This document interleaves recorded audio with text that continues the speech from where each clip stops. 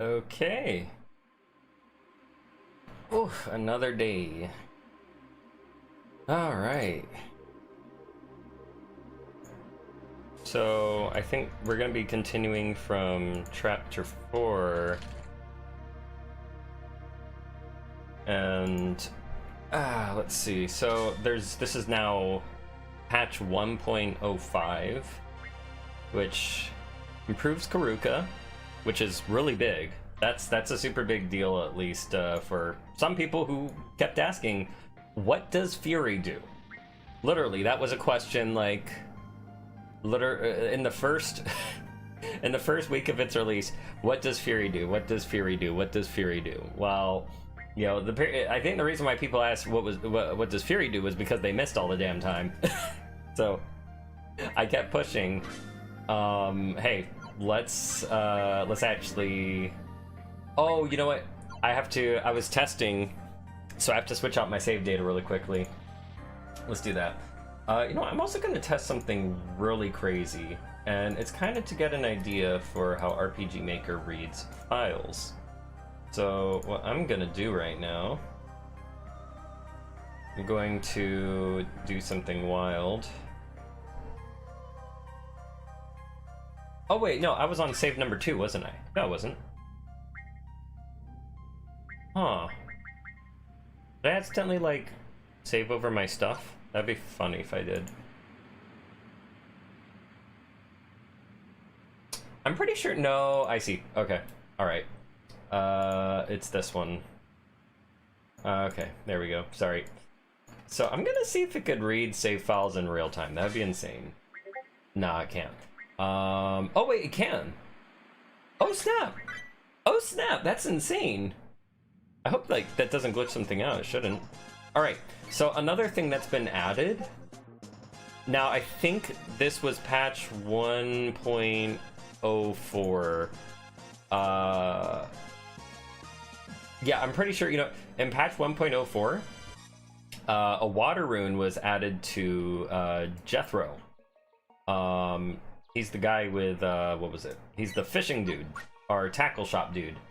So we're gonna head all the way up there, and we'll take, what was it? We'll take this lower route. This is the faster way there, technically, to a degree.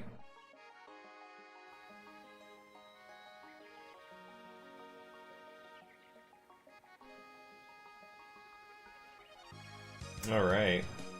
Okay, looks like chat's working, so I'll just take things as they go.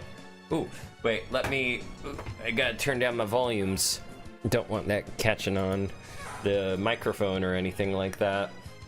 Because then it would cause an echo. Let me also make sure the YouTube stream is not... Okay, good, it's muted, perfect. Sometimes I forget to do that, so, you know.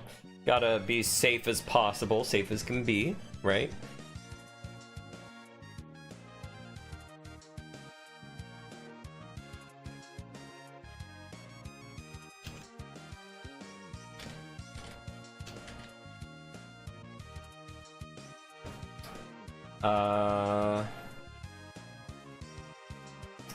Maybe I'll challenge myself. You know what? What's our equipment level? Level 3. I'm gonna, so just to also test things related to difficulty, I believe I will actually maybe stop at level 4, if I'm correct.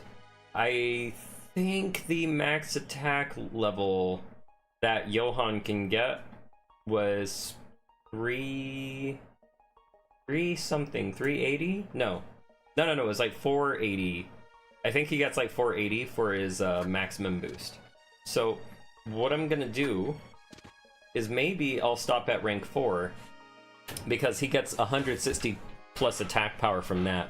That's gonna push him into the 500s, because my plan is to have him, what was it? No, it was 240. He gets 240 on his 4th attack level boost. So my plan with that is essentially I want to make it so that how do I put this? 240. So his attack level, I've been suggesting to nerf down from the 480 boost to about I think I was saying around 350. And the reason for that is because it's already easy enough to max out your attack power. If you were putting, say, about 10, maybe 15 level ups purely into attack power, you're going to over level, essentially. So let's see what happens when we give Jethro the catfish. Hey, water rune, let's go. Okay, so now we have an additional water rune that we could use later for another character, not just Krista. So now we'll sell that catfish finally, and that is done. That's basically like it's a nice little surprise, you know? It's something so that the player who, goes out of their way to catch the catfish, they're not just, oh, here's some money and that's it, like, let's give you something with a little more value along with that. And there's a little bit of lore behind why I chose that. Naturally, all the runes are supposed to be in the shrines. However, in this case, for Jethro, I was like, hey, maybe there was a shrine down there in the past. And he fished up the rune, because over time, this place might have worn down over time, then water covered it, etc. So I decided to say, like, it could be suggested lore as to why he has a rune on him. And then on top of that, what was it? So there was more runes added beyond just that one as well. There was the thunder and ice runes added in chapter 5, and those were basically one of them was like, oh, well, in gambling, I mean, what's in RPG games that have gambling, for some reason you get the best stuff in JRPGs from gambling. Dragon Quest, you can get some insanely good weapons from just gambling. And the same happens with Final Fantasy VI Arena was kind of that. You still had to gamble a little bit. So and that, and I think if I remember correctly, the battles were not random, but like, well, yeah, it's random what battle you get into, but what your character does you can't control. So anytime you have to gamble in some way and rely on pure real luck, then for some reason you're awarded highly, right? So I figured, hey, let's let that one be just the silly one. And then as for the other rune that's also in chapter 5, I was like, well, it's the black market. Who knows where they get those things from, but they probably ended up in their hands somehow. So, there was logic. How are battles after the patch?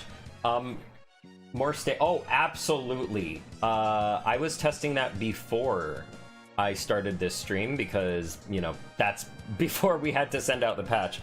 And I took one of the battles that was posted by one of our users with a Griffle bug, actually 2, and that worked just fine.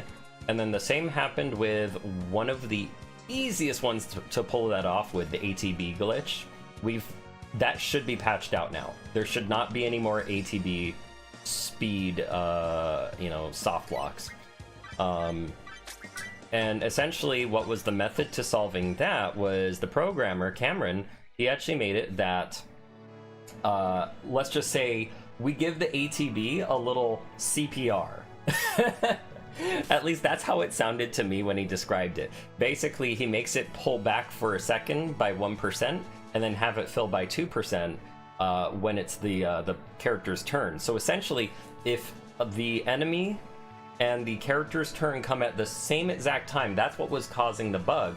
So he made it so that when, no matter what, that the ATB will kind of get this jump start, kind of like performing CPR on a person, and it'll kind of force it to wake up, essentially, like, hey, you're, it's the person's turn, let them act.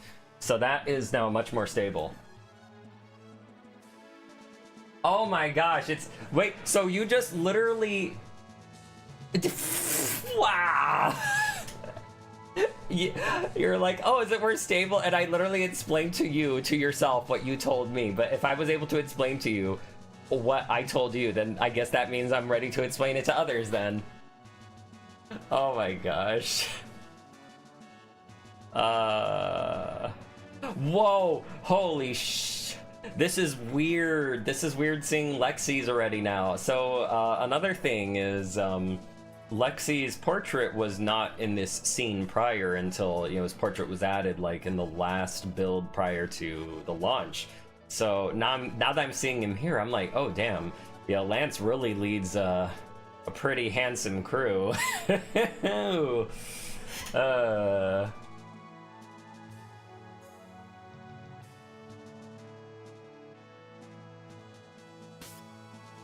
Bunch of lazy dogs, aren't you? That was perfect for anyone who asked? Okay, cool, cool. Yeah, I figured, like, I had to think of, like, okay, what's the best way to describe this? I figured, like, oh, we're just giving the A to B some CPR.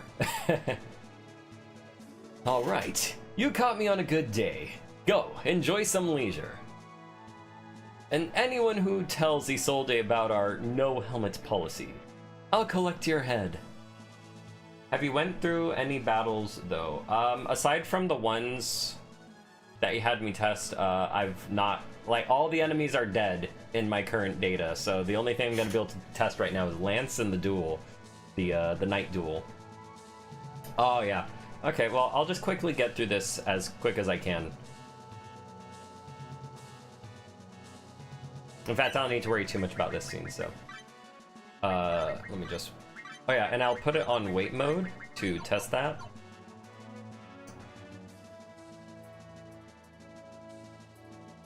Never seen your face before. What do you think you're doing here? We're off duty, remember? Come on, Captain. Carry on.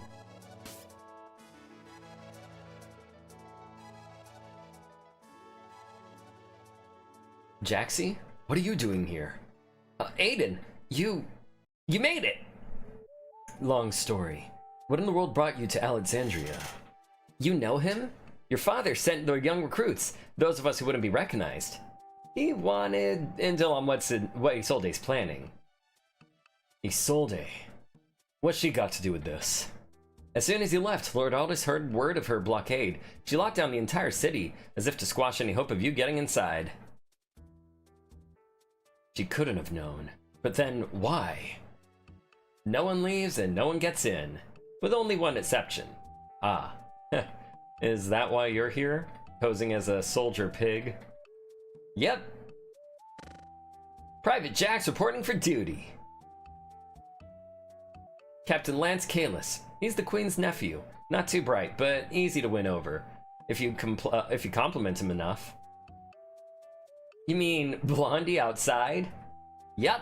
We joined his brigade. It might have been the only way, but we got to access to the lower city. As long as I can keep up the act, we're clear. Come on, let's get you to Alexandria. Who exactly is she trying to keep out? Or in? Hold up, gonna move my mic. That way I'm not so far away from it. Lance must be at the tavern by now. Come on.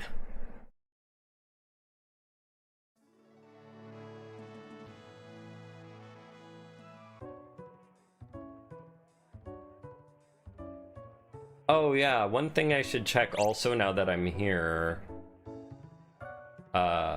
Not just, what was it? This interaction. Was the duel... yes, it had a crash. It also had the ATB bug happen to one person, I believe.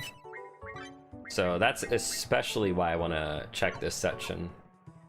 Gosh, if you're able to save up enough money and just buy out a whole bunch of gold elixirs. Okay, so this guy still talks. Then what about... What are you looking at? Hey, let's go! Let's go! Perfect. Okay, I just had to test those guys. Captain, perhaps we'd better... No, let him say it again. Go on, Lexis. Let's hear more of your ignorant prattle. I'll say it once more, or 100 times. I should have been chosen as Isolde's right arm, and everyone knows it. But I'm sure your mommy made it an easy decision, right? Insolent little worm! Shall I send you back to the shipyard? At least there I'd be of use. What were we doing anymore anyway? What were we doing anymore besides glorified patrol? Jeez, what's up with my hand? Trying to like hold my controller here. I'm also playing with the controller just to like test if anything weird happens. I'm testing all the things on this stream. For some reason, none of you believe the rumors brought to the small council. How many villages need to be slaughtered? I should be out there hunting them, not strolling the countryside with you.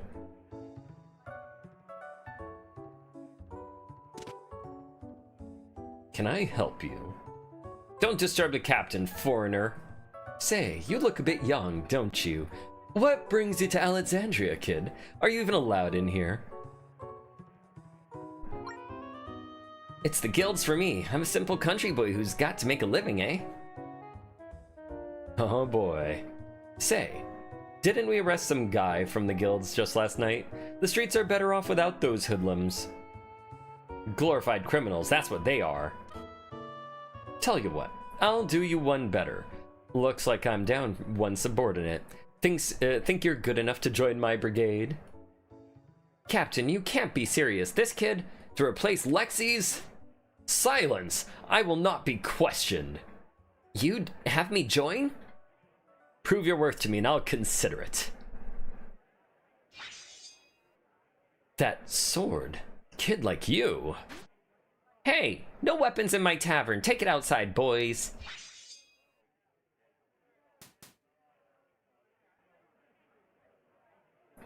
Lance, you really can't be serious. I can't report to Faroes with one less body. How do you think that makes me look? Plus, Lexi's needs to learn just how easily he can be replaced. A child can take his place for all I care.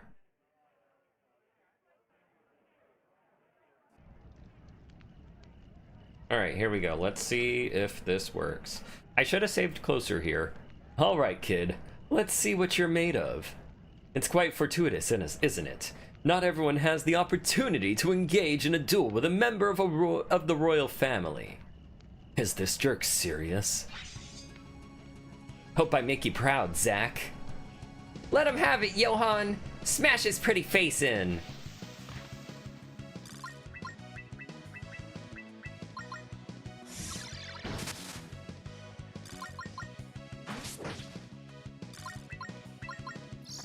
Uh-oh, he might not even get a turn. Let's see. Oh no. He's not gonna get a turn. Oh no! That's so funny! Oh no! I guess I should let him have a turn, maybe. Oh, he actually got a turn in. Amazing. And that was during my turn, as soon as my turn came along. So now, of course, given we are a little bit on, we have our game speed high, so it might be really tough to count those frames. Wait. Electric Swirl. I don't recall it being 30% in cost. Wasn't it 40%? Yeah, Lance does need to. Lance needs more speed. Give Lance more speed. The damage he's taking from the sword, I don't believe I've only been upgrading speed this entire run. That's why I'm so fast. Because I went with DeHalto's strategy, because he said, oh, it's good for speed running. And I'm like, boy, if I get hit, I am taking so much damage. You have no idea. At least by physical attacks. This is why I was saying, if we lower the amount... Oh, here's another thing I'm doing. I don't know if you heard me at the beginning of the stream. I am not going to go beyond rank 4. That is the best way I can test, putting that limit. What level am I? Right off the bat... Darn it, I don't... Let's see, if he has that much HP without touching it beyond rubies... I think I'm level 27, 28, possibly 30s. Yeah, you know, I think, no, I'm in 30s. I'm in the 30s because you're level 21 when you reunite with Aiden in chapter 3. So that's definitely my level.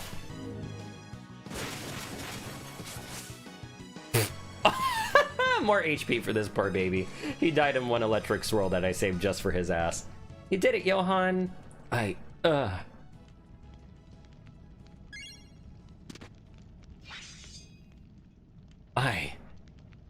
Damn it. That's the best fight I've had in years.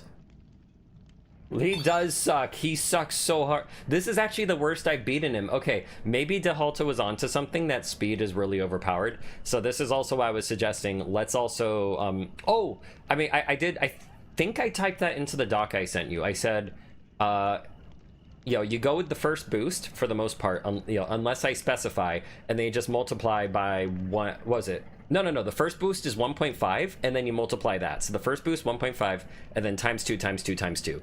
And that makes it so that you have far less of a gigantic increase at the very end, and it's a very fair one. And no crash, yes.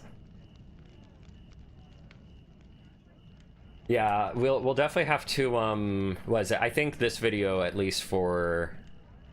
chapter 4, I know exactly like how the enemies kind of play out when you have no boosts except for speed. So I'm not even worried about like what my speed does against them. I'm more worried about how much damage they do. Their damage was good, but it could be even better. And honestly, like I said, the main issue is just they only go after one enemy or one ally.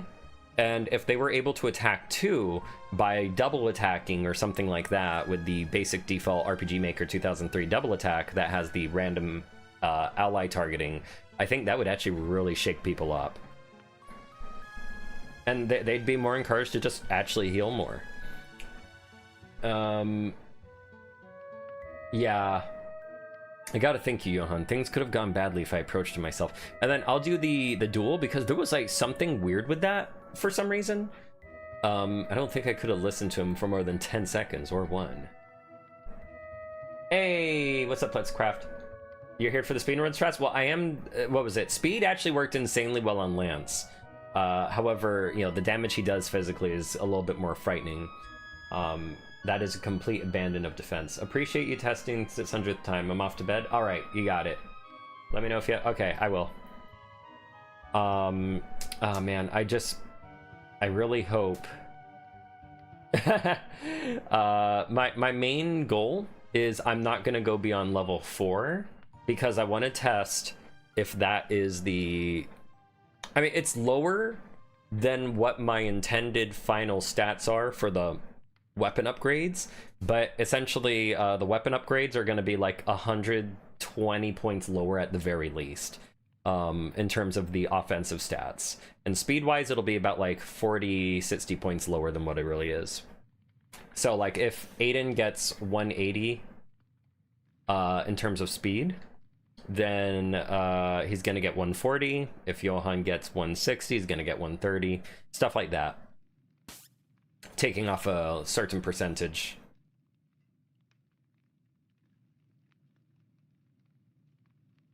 But for the most part though, yeah, like I think what was it? So the boost before Johan gets his final weapon level is 240, then after that's 480. And I was like, 480 is too much of a, like, that's not the entire boost, it's just you get plus 240 on top of the 240 you have, because every time you upgrade it doubles. So he starts at 40, then he jumps to 80, then 160, then 240, then 480. And wait, 160, then 360. Wait.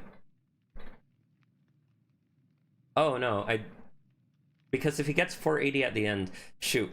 I have a doc. Let me make sure of that. There we go. Okay.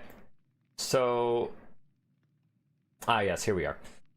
So yeah, normally he goes from 30 attack power, and then it's 30 he starts at. Then he goes to 60, and then 120, then 240, and then 480, right? Because it's just double, double, double, double. And then instead I was like, no, let's do 1.5, so 45, and then double. 90, 180, 360. Because that's about 120 points less, which will make it so that he's not so, like, you won't max out. You're not going to have 999 attack power. Do you handle most of the system design and not until recently. Yes, not until recently. Essentially, I was the most I did back then, before the game came out, was I recorded my videos, and it had all of my commentary, and they would watch how I play, they would watch what I do, they would watch what I level up, and I would also talk during battle. And before the game actually came out, we made the final battle much harder, because I literally destroyed that battle so darn fast. I literally, like, I think it took me no more than 8 turns on the final battle, and that include, yeah. So you know, and when I recently replayed that battle again for a completely different bug reason, long after the game was out, well, days after the game was out, that battle took me like almost 20 turns or more. So as someone who knew what they were doing by then, so I was like, wow, that was a lot more scary. But I definitely think we need more AoE attacks. That was a suggestion from one of our members, and I was like, oh my gosh, that's genius. Sounds like you definitely know your... Yeah, I mean, thing is, I've played the game... This is my 6th playthrough now. So I've after stacking every single point into one stat, I now know how it affects most enemy encounters, all the bosses, you know, because I know, for instance, the boss fight in chapter 5, the boss has 125 defense, and at first you'll think, wow, I've become really strong. No, that defense is just absolutely pitiful. Their magic is really powerful, though. If you cast magic, you're gonna be like, wow, when did my magic get so weak?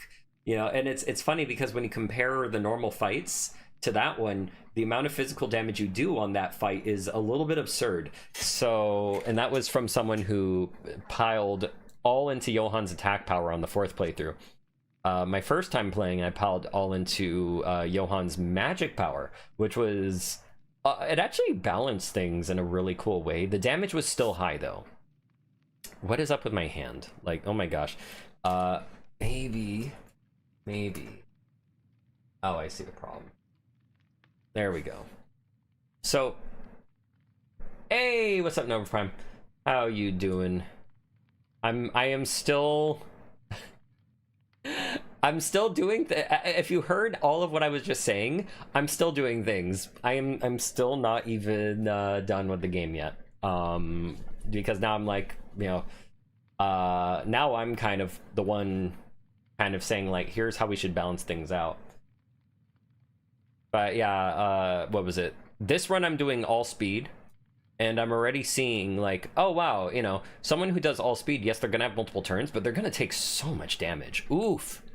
Big oof. Like, that's why I'm like, I'm a little bit afraid, because I'm like, if I dial back the weapon stuff, that means magic is gonna take a hit, and if enemies are stronger and they do more magic damage, it's gonna be double the amount of the impact it'll have on the player. That only goes into speed. That does mean they're just gonna have to use more items, so there is that. Now, on the other hand, one good benefit out of making enemies stronger is there's nothing that is stopping a player from only putting into defense. How long we're streaming? Maybe... Well, I started later, so who knows. But if you pump only into defense, you're virtually invincible with the way the game currently is, as it is right now. If you pump only into defense on every character, they'll never get hurt by physical attacks, along with wearing better armor, obviously. Yeah, for sure. Exactly, you're not gonna have... I mean, I've never done a run where I've leveled up HP yet on its own, so that's something I still have to try. And that would be the ultimate weird test. Because here's the thing, if you only level up HP, guess what? You're gonna get way more HP back anytime you use a potion. You're gonna get way more HP back anytime you defend. So that also presents its own issue of playstyle that's both beneficial and, you know, but also might work against the game in terms of balancing.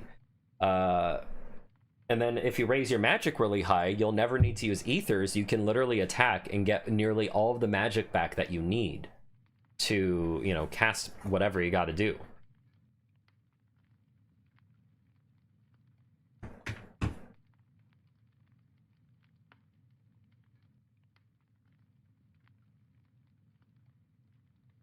So that's why it's like a little bit, I'm having so I've never shared the bed with Krista. I always chose share bed with Aiden. So, you know, let's see what happens when we do this. I think he always lays on the ground anyway, but, you know, it's just kind of that player thing.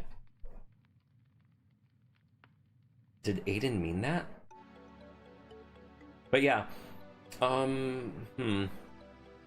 So here, so like, what was it?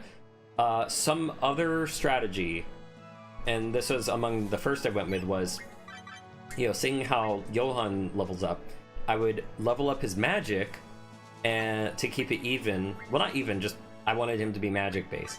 There's no point to leveling up Krista's attack power unless you're gonna use, you know, unless you're gonna have her use bombs and whatnot. So without that, yeah, her attack power is kind of useless. And then, so all I did was level up her speed and magic, but because she gets so much points from each upgrade, she ends up maxing out, and all your points put into magic, sure, they mattered back then, but they're useless by the end, and it feels wasted. So that's another reason why I want to pull down the weapon stats, because I don't want players to put into magic and attack who don't know that right off the bat, and then be like, oh, I wasted my points. You know, you should be able to get to 99, you know, 999 of your own merit, I feel. That should be driven by the player.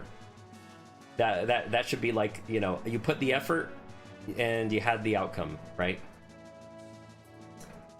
But you get there anyway just with ethereal upgrades. So, yeah. The good thing out of all of this is people who have relied on using Relica to win all the time, we were taught. So one crazy idea came to us. Instead, well, we were talking about poison, such as, oh, hey, maybe we should have poison also reduce your defense, or maybe your magic, or both. But then we realized, well, that might make the forest, the very first chapter, quite difficult. It might make, you know, players who didn't level up their speed die insanely fast, right? I mean, who didn't level up their defense die insanely fast if they get poisoned. However, it does give them more reason to use a goddamn antidote rather than just letting it sit there. But then I was like, you know what? Let's not make the battle take longer, per se. Well, not without... let's not make the players stressed. Let's just make them want the reward sooner. So how about if poison reduces attack power? If you have reduced attack power, you have reduced Relica. You know, like your actual limit break with your Relica attack with Aiden or Johan. They will do far less damage, and thus they won't be able to, you know, they won't be able to kill enemies as fast as they should. And the player might want to use an antidote then, so that they can kill the enemy faster, because the sooner they end the fight, the better for themselves. The less damage they take, because guess what else is in this update? You level up, you don't gain any HP and MP back anymore. You stay at where you are. That's only for story mode. It was never intended to be in classic mode. So, yeah. With that in mind now it makes you want to end the battle sooner, because, you know, players who want to try to hoard are gonna need to still use their items in between battle. They might want to only save it for in between battles and not during battles, or maybe they only want to use it during battles. You know, and I'm trying to account for every kind of player for that. So I might, what was it? This was a talk between Cameron and I, but we want to talk it over with Aaron before, you know, we go through with anything, because at the end of the day, you know, this is his game, so I want to cross-reference that with him. Okay, so one more battle I have to test now, and I'll make sure to save before it. I'm just gonna skip all these guys here for now. Actually, and let's take care of Krista's upgrades.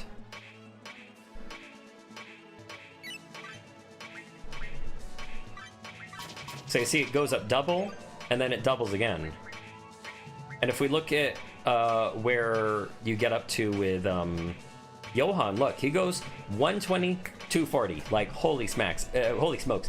And then you do that again, 240 to 480. That's literally half of everything you need. Like, you can you stop at 999, right?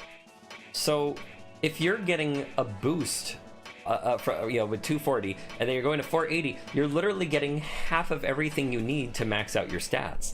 And I think that's a little bit too much, you know? Now, I don't think the player would be able to max out by the end of the game if we just completely halved it. If we made, 240 or even 300 the last thing he ever gets, then, the player, I mean, and maybe that's okay. Maybe that's okay that they don't, reach 999. But otherwise, I'm gonna... Oh, I don't even have Aiden there yet. Now, another funny thing is Aiden's upgrades become far better than... Actually, no, they are. So this is another thing I suggested. Aiden is just better than everybody. He gets far more attack power than what Johan gets. If you notice, when he goes up to level 3, he gets 160, and Johan only pushed up to 120. He's already beating him by 40 points. So instead I was like, look, let's dial him back. Let's make him have a little bit less, because he already gains evenly. He already has like this perfect balance. He's like a red mage. Let him be a proper jack of all trades, not a goddamn, hero class character. Let's see. Let me check Krista's stats. Okay, 340, 260, 230. Okay, so yeah, I'll do I'll get enough points for Krista, but I'm gonna do Aiden. Yeah, Meteor Thrust especially. That'll be good for the duels. Yeah, it's look at this already. So right now he's just quite literally the best character no matter what. Even though Krista is insane on magic, she's just only 20 points away. They're both wearing their best magic boosting gear. That's kind of intense. Okay, so he has the Crimson Scarf boosting him up. She does not. So okay, but even then, look how close he comes with just basic gear like this, right? And he's nearly at Johan's attack power. But I feel like at this point he could be like 290, and like 300, 290 attack power, next to Johan essentially.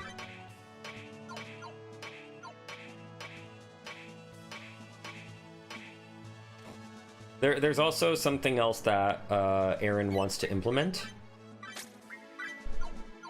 I'm gonna turn down the speed also.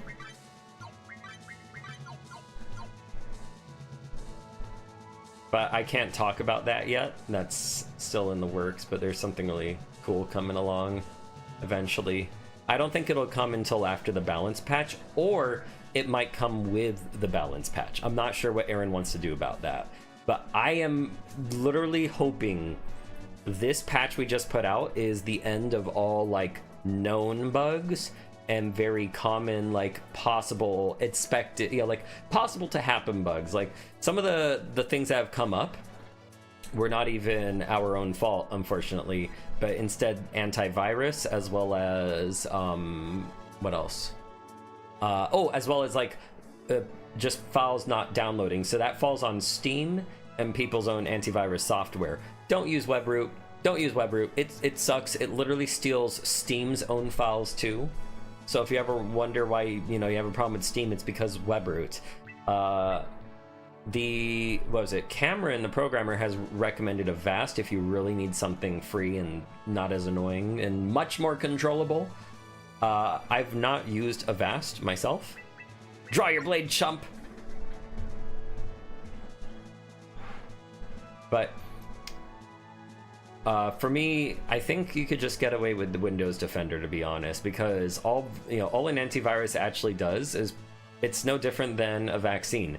It only has data that's already been out there. So any big attack that's happened, they'll update to that, but it's not going to protect you from something completely new, because you can't protect yourself from what you don't know. It's just better to be a safe browser, etc. On the internet and everything. In fact, what is it? You could get by pretty well with an ad blocker, but if you know where you're going and if you do your research, even talking to the right people about like, hey, what's safe and what isn't, making sure these don't work, then that should help. But WebRoot is not good. Don't use WebRoot.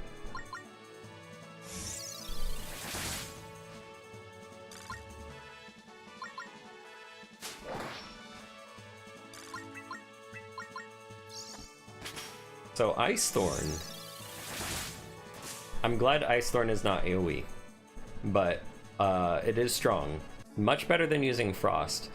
In fact, it almost makes, like, aside from Frost being just lower in cost, it pretty much outright replaces Frost, because it's just better damage, and supposedly enemies are supposedly Frost should be able to be resisted, I hear. That's what I heard from Aaron.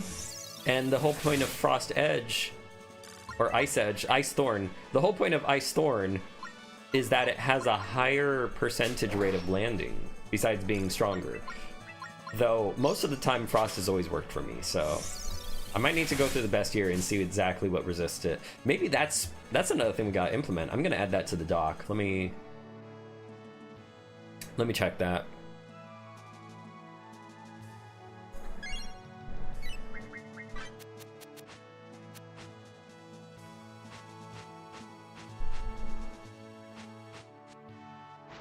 Burn 100%. Yeah, like, why is it all 100%? Why not 75? Why not 50? Makes it work all the time. Yeah, there's... Okay. You know what? I'm gonna add that. Change the percentage, the success rate on status effects. So let's see. I'm gonna put this in the enemy section. Have enemies start. Was it? Have enemies with 50 to 75% success rate for freeze and stun, and or no, just for status effects.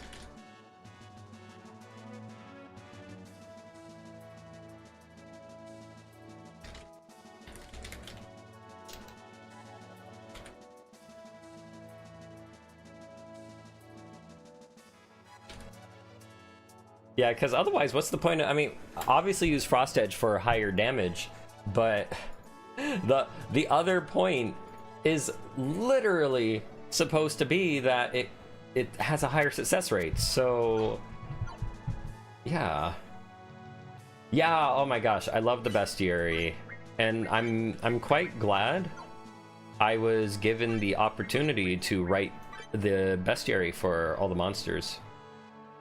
That was a lot of fun for me. You think the royals care about you too?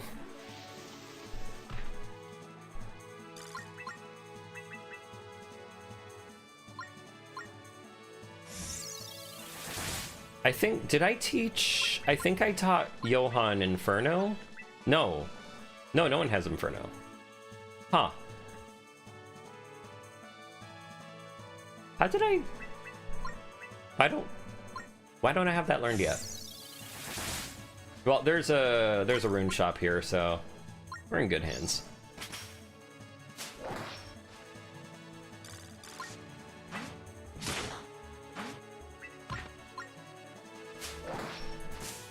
Or maybe freeze lasts longer?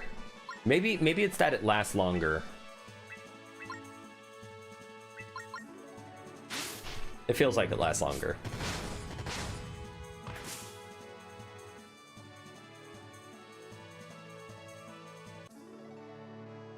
Well, hey, the game's not crashing, that's good.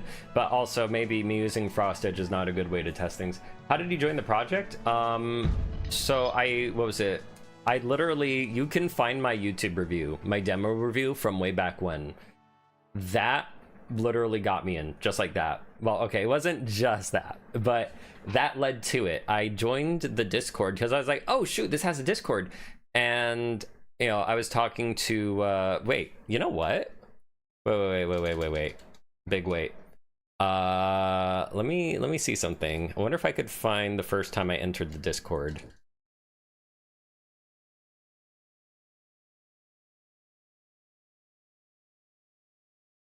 Because that might help jog my memory.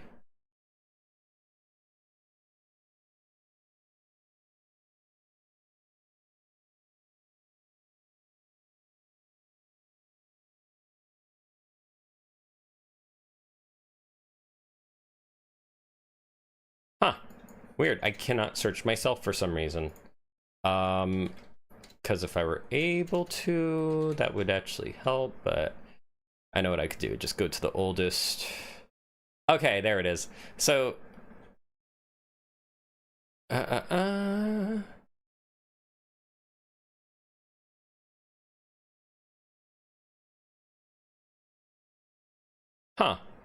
Wait.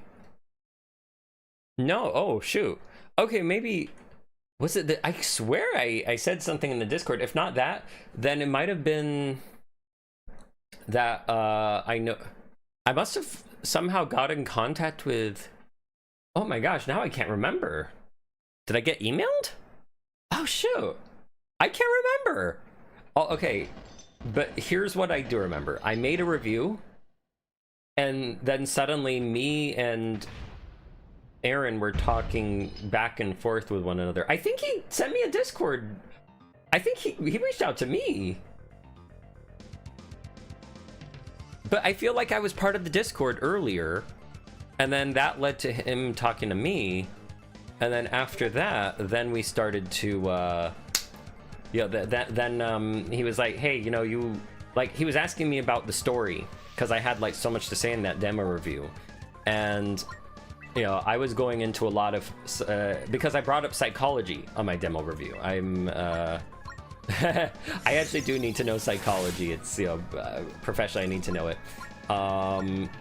So I essentially, you know, was sharing like, hey, you know, if you're gonna be doing this story, you know, like, and you really want to, you know, get yourself out there, you want to really relate to people with, you know, a story like this, you're gonna really want to have a good understanding of, you know, depression, suicidal ideation, PTSD, and you know, and I started kind of teaching. I started, you know, kind of giving like all sorts of examples from my life, from you know, in my personal experiences, as well as you know, experiences with other people, as well as experiences from, you know, from actual books, etc. DSM-5. And I went through a lot of stuff with that, as well as, you know, and then I was also talking on the philosophy as well. I'm a philosophy lover. I'm still studying through a lot of different stuff, but Friedrich Nietzsche is one of my favorites, and that's probably no thanks to Xenogears. In fact, the reason I studied psychology is because of Xenogears. The reason I studied, you know, people is because of Xenogears. So, essentially, you know, as I started analyzing this story, explaining all these things about, you know, everything, and how, you know, hoping like, okay, you know, like if you're gonna be doing what you're gonna be doing with Johan, like this has to matter. You can't just have him get better he can't, you know, oh, his village gets destroyed and then he's just magically better. That's not gonna happen. That's not how it works, you know? Like, this kid has literally lost everything. He's lost his support, you know, like he's lost his as we call it, protective factors. When you're growing up, now he's just hitting 18, but even then you can be affected by PTSD at any point in your life. You know, trauma affects everybody. Depression can, you know, affect anybody. And I really went deep down. I was saying, hey, you know, if you lost those important protective factors, not to mention this, you know, he was living what seemed to be a lazy life based on how Zach said it, you know, this is going to put him into a complete shock. He's not going to have any supportive people to talk to. He's only going to have strangers, and, you know, what help are strangers sometimes?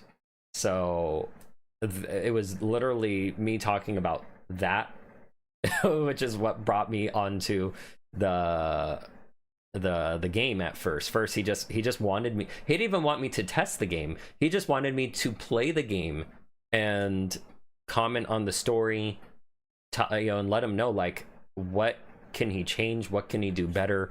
How does it come off? Does it sound sensitive to, you know, or real? Does it sound real? Would a person go through this? And then eventually, as I got more and more involved, and I started also, like, you know, because inevitably I'm gonna be playing the game, I'm gonna be experiencing the boss battles, and I've played so many RPGs and a lot of video games that, you know, I couldn't help but also comment on all that. And, you know, that's how it got into things. Ethics class learned about consequentialism and deontology, which made me recognize so many character archetypes in media I love. Oh, that's so awesome. That is really cool. So this must have caught your interest, and I'm guessing if you've played, you know, if you played the demo back then, you probably started thinking, like, how would this affect a human being?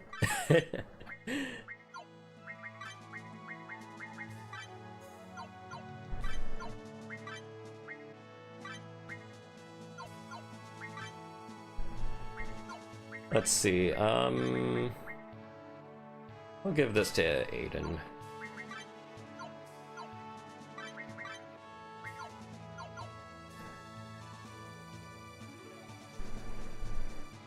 But yeah, one thing led to another. It was literally from just being some guy who wanted to play his game and comment on story and all that stuff, to being a tester, to being a script editor, to being a project manager. And then the best year was actually the last thing I did for this project. But the you know, the script editing I started to get a little bit more deeper into. But even as a project editor, I've made a mistake, and that was, you know, it was the release date. I wish, you know what, I should have been more heavy-handed. I should have, like, there was a lot of reasons for that release date. It was more than just, you know, it was more than just like, oh, let's just get it out as soon as we can. There was a lot going on that I cannot speak on. It is not my place to comment. And even if Aaron spoke on it, he's not going to talk about all of it in length, because some of that is completely private. That is not even his permission to say, because that would involve other factors. So I'm not going to, you know, I'm not going to even comment anything on that and his private life, etc. But that date had to happen. You know, like, what I can say is, as okay, just trust me when I say I did not push for, like, I wanted to delay. I suggested it might not be a bad idea to delay, but I understand there are these other factors, and my primary concern is your health. That was the reason I did not push him too hard on a later date. But the funny part is, as much as people like to go, oh, well, metaphor, it wouldn't have mattered, because guess what was another release date that we you know, any release date we choose, there'd be some big JRPG right around the block. Romancing Saga 2, sure. Oh, maybe that, you know, people don't think that's big. No, they're trying to hit hard. Square is hitting so damn hard with that game. That's probably going to catch a lot of eyes. And then even later than that, oh, well, there's going to be, you know, a lot of eyes on Nintendo. Like, we have to consider that this is a small indie game. People's attention is going to be easily taken away by whatever's put in front of their face. So it wouldn't have mattered at the end of the day. And the more we keep delaying, it would just literally be impossible to even do anything with the game. Because, like I said, there's other factors at play. Sorry, let me get off that tangent, though.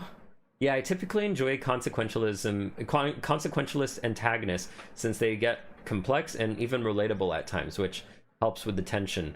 I love that you leaned into real human psychology to ensure story and character beats are true to life. Yeah, there is one consequence of me leaning into real human psychology, though. Nowhere as bad as the Shion effect, as I like to call it. I call it the Shion effect because Xenosaga pissed off a lot of people, I more recently found out. Shion is a character that people really, really hate from Xenosaga. Or really, really love. I don't know if there's a lot of people who are in between on that, though. And the reason why is because, I mean, the game's been out for a very long time, but, you know, let's just say there are certain psychological things that she has suffered that you may find equatable to Johan, and she does insanely frustrating things. Very frustrating. So much so that players did not understand, like, it's not that they did, well, they've never been exposed. It's not that they didn't understand. They've never been exposed to a person who actually has, you know, like, real, you know, like, mental health issues. So Shion was written in such a realistic way that people's reactions used to be my reactions when I had no understanding of depression, PTSD, fear, or any of that. For example, a lot of people hate Shinji Ikari because, oh, he won't get in the cockpit. This should be a cool robot anime. Just get in the stupid cockpit already, kid. But I'm like, yo, you have no idea how scary it would be to be in that position. And most people who go into the profession that I might, you know, happen to be a part of that I cannot speak on for very many reasons. Unfortunately, you know, people are afraid to take responsibility in truth, and they don't want to, they've either never been exposed to having to be in a complete position of full responsibility, or they have been, but they forget. But even then, you know, not many people have had something where they have the responsibility of many people's lives in their hands, and that's really scary. However, a colleague and as well as a very incredible teacher told me, and this blew my mind because they're right. But when you drive a car every day, you're responsible for not murdering a whole bunch of people. And I know that's very grim, but that's the reality. Cars can instantly kill a person. When you are driving, you know, you are in complete responsibility of what happens. And if that car gets out of control and it, you know, God forbid, hurts a person, let alone even worse, kills them, holy smokes, right? That's not good. But that was your responsibility to drive safely. And people take on that responsibility. But so when, you know, they have a job that, you know, maybe is like, it deals with it more literally, or in a more specific way, and they say, oh man, I'm afraid of the responsibility. It's like, well, how did you drive here in the first place if you're afraid of the responsibility? You know, you are praying that someone won't knock into you and you knock into an actual, you know, human being walking on their 2 feet. So, you know, if you're leaving that much responsibility to other people, even, like, damn, you know, god damn, that's a lot of delegation.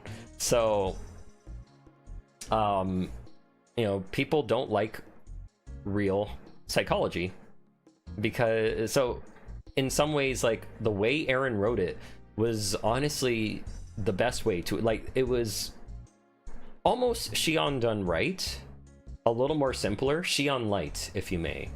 You know, he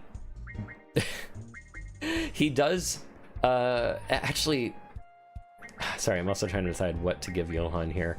I think I'll have him be like a totally defensive nut with the blue kimono, and I will give you more speed, and I will give you more magic. But otherwise, yeah, like, you know, when it comes to Johan, he does something that I recall so there are, I've heard from people who've played, what was the name of that game? It was from Monolith Soft on the GameCube, and it got an HD remaster. It's a JRPG, and Baten, I think it's Baten Kaitos. So the main character in there that you do not actually have control over, yes, you move him around during gameplay, but he talks to you, the player, okay? You do not control his thoughts. He tells you what he's thinking, but not all the time does he actually, but you don't actually know what he's actually thinking. He does something that literally make players go nuts. And he basically shows that you are not in control of his actions. You can say, no, don't do it, or, oh, we're not going to do this. But then he starts doing it, and you're like, what the fuck is he doing, you know? So there's a moment like that with Johan that I'm pretty sure when when there's a few people saying, I don't understand how the characters are written, I think they're written poorly, I'm like, you've probably never been exposed to a person who is suffering, or you might have actually treated them like shit, and you might want to, you know, take a look at yourself and then in the future, because depression does not rear its head in the way that you think it does. Depression, especially functional depression, you might not even realize a person has depression, and that your words are very, very scary. It might feed into the little devils in their brain that are telling them that they aren't worth anything and that they should die. That is only partly, you know, some of the people, my friends of mine with depression have told me. My own girlfriend suffers from depression, and let's just say I was a complete shithead when I did not understand depression fully. I only understood at a surface level, and you can bet my ass I apologized so damn much when I really started understanding it. So, and it's not that people can, you know, once again, depression does not rear its ugly head. So it's understandable if someone gets angry at someone who they don't know has depression, because once again, it does not rear its ugly head. People are not going to tell you they have depression. They might not even know they have depression. My girlfriend did not know she had depression for maybe her entire life, honestly.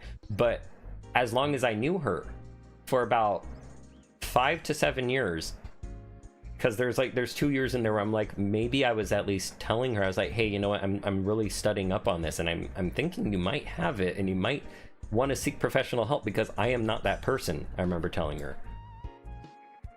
It can be hard for people to empathize when they have yet to exactly real life example, and I can't blame people for that once again. But that's also why Shion is both a very well written character, a very real character, but it's not a character that people are going to be able to relate to or understand, because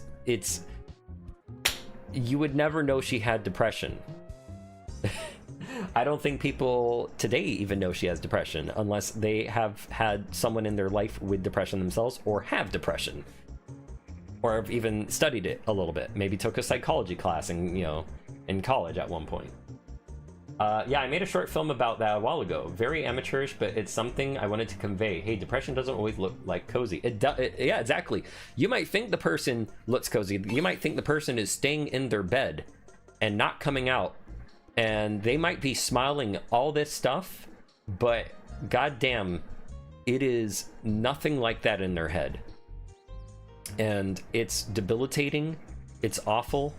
You cannot enjoy things that other people are enjoying. It is, and heck, there's one person who even described their life as feeling like they're in a movie where they're just waiting for the camera to finally stop. That is the most depressing thing I've ever heard in my life, because that's scary.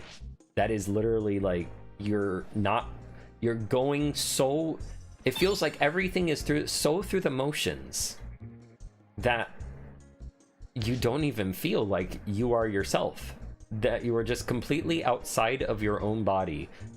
That is a very terrifying thought to me, because I'm someone who, with my anxiety disorder, feels like I need to be in control of myself as much as I can be. There are times in the past where I have feared sleeping because I was afraid I might not wake up, because I know when it feels like I think maybe you are unconscious when you are asleep. That's how it feels to me, and unconsciousness frightens the ever-living crap out of me. I am afraid to die, which is, a little bit different to someone who is depressed and ready to act on it. I'm a little bit polar opposite with some people I know, and it's just, so I couldn't relate with them. But then over time I began to learn how. I began to understand. I studied and exposed myself to more people, and it's really weird. Over time I've become a little bit more empathic. I was a very unsympathetic motherfucker in the past. I hate myself in the past, but you know what? We are constantly shedding cells. We're not the same person we were 10 years ago. We're constantly changing. Okay, I'm just making sure he works, because he failed on me some patches ago. Not official patches, but I'm always checking on him. The spoon theory has been helpful example I found. Oh, the spoon, yes. Indeed. But I will get off that topic for now. But it's just, yeah, like, that's one thing with Beloved Rapture that I think if anyone felt like individually, when it comes to at least Johan, if they felt like he wasn't a well done character, I'm like, maybe. But I would honestly say he's easier to understand than Shion, especially for someone who's never dealt with that. And that does make me wonder, what would they think of Omori then? Omori is literally that times 10 and much longer, and you just gotta sit with the anxiety that you're gonna feel from this, from this kid who can barely, like, not have a knife on him at all times, because he doesn't know when he's gonna end it.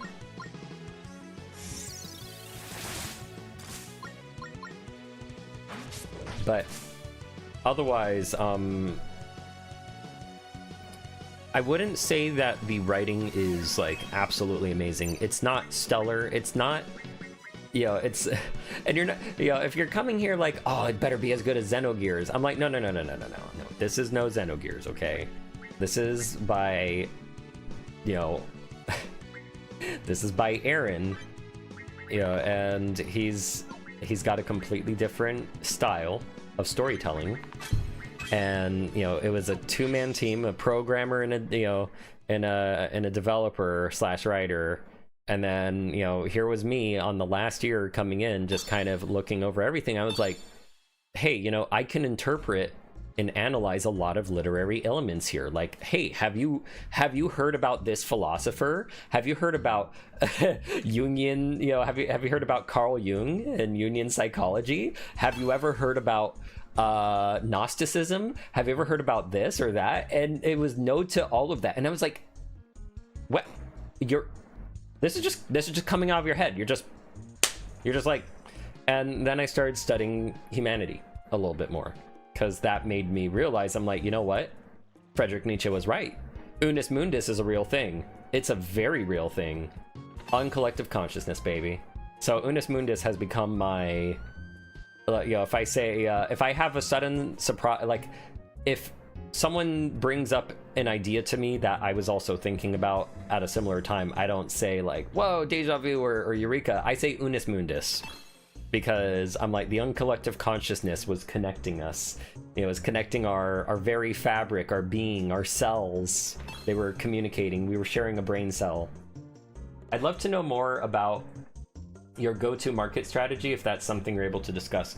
I know you mentioned trying to find a good release date, but did you also get reviews? We are at 53 reviews currently when I last checked. Sorry for taking a while to get to that question. Yes, we recently hit 53 reviews today. I was really not expecting to get there within a week, so that's good. That's good. We're at very positive already. That's a really good thing. Essentially, every time you are getting, or even like, what was it with TikTok, when you are getting dopamine, right?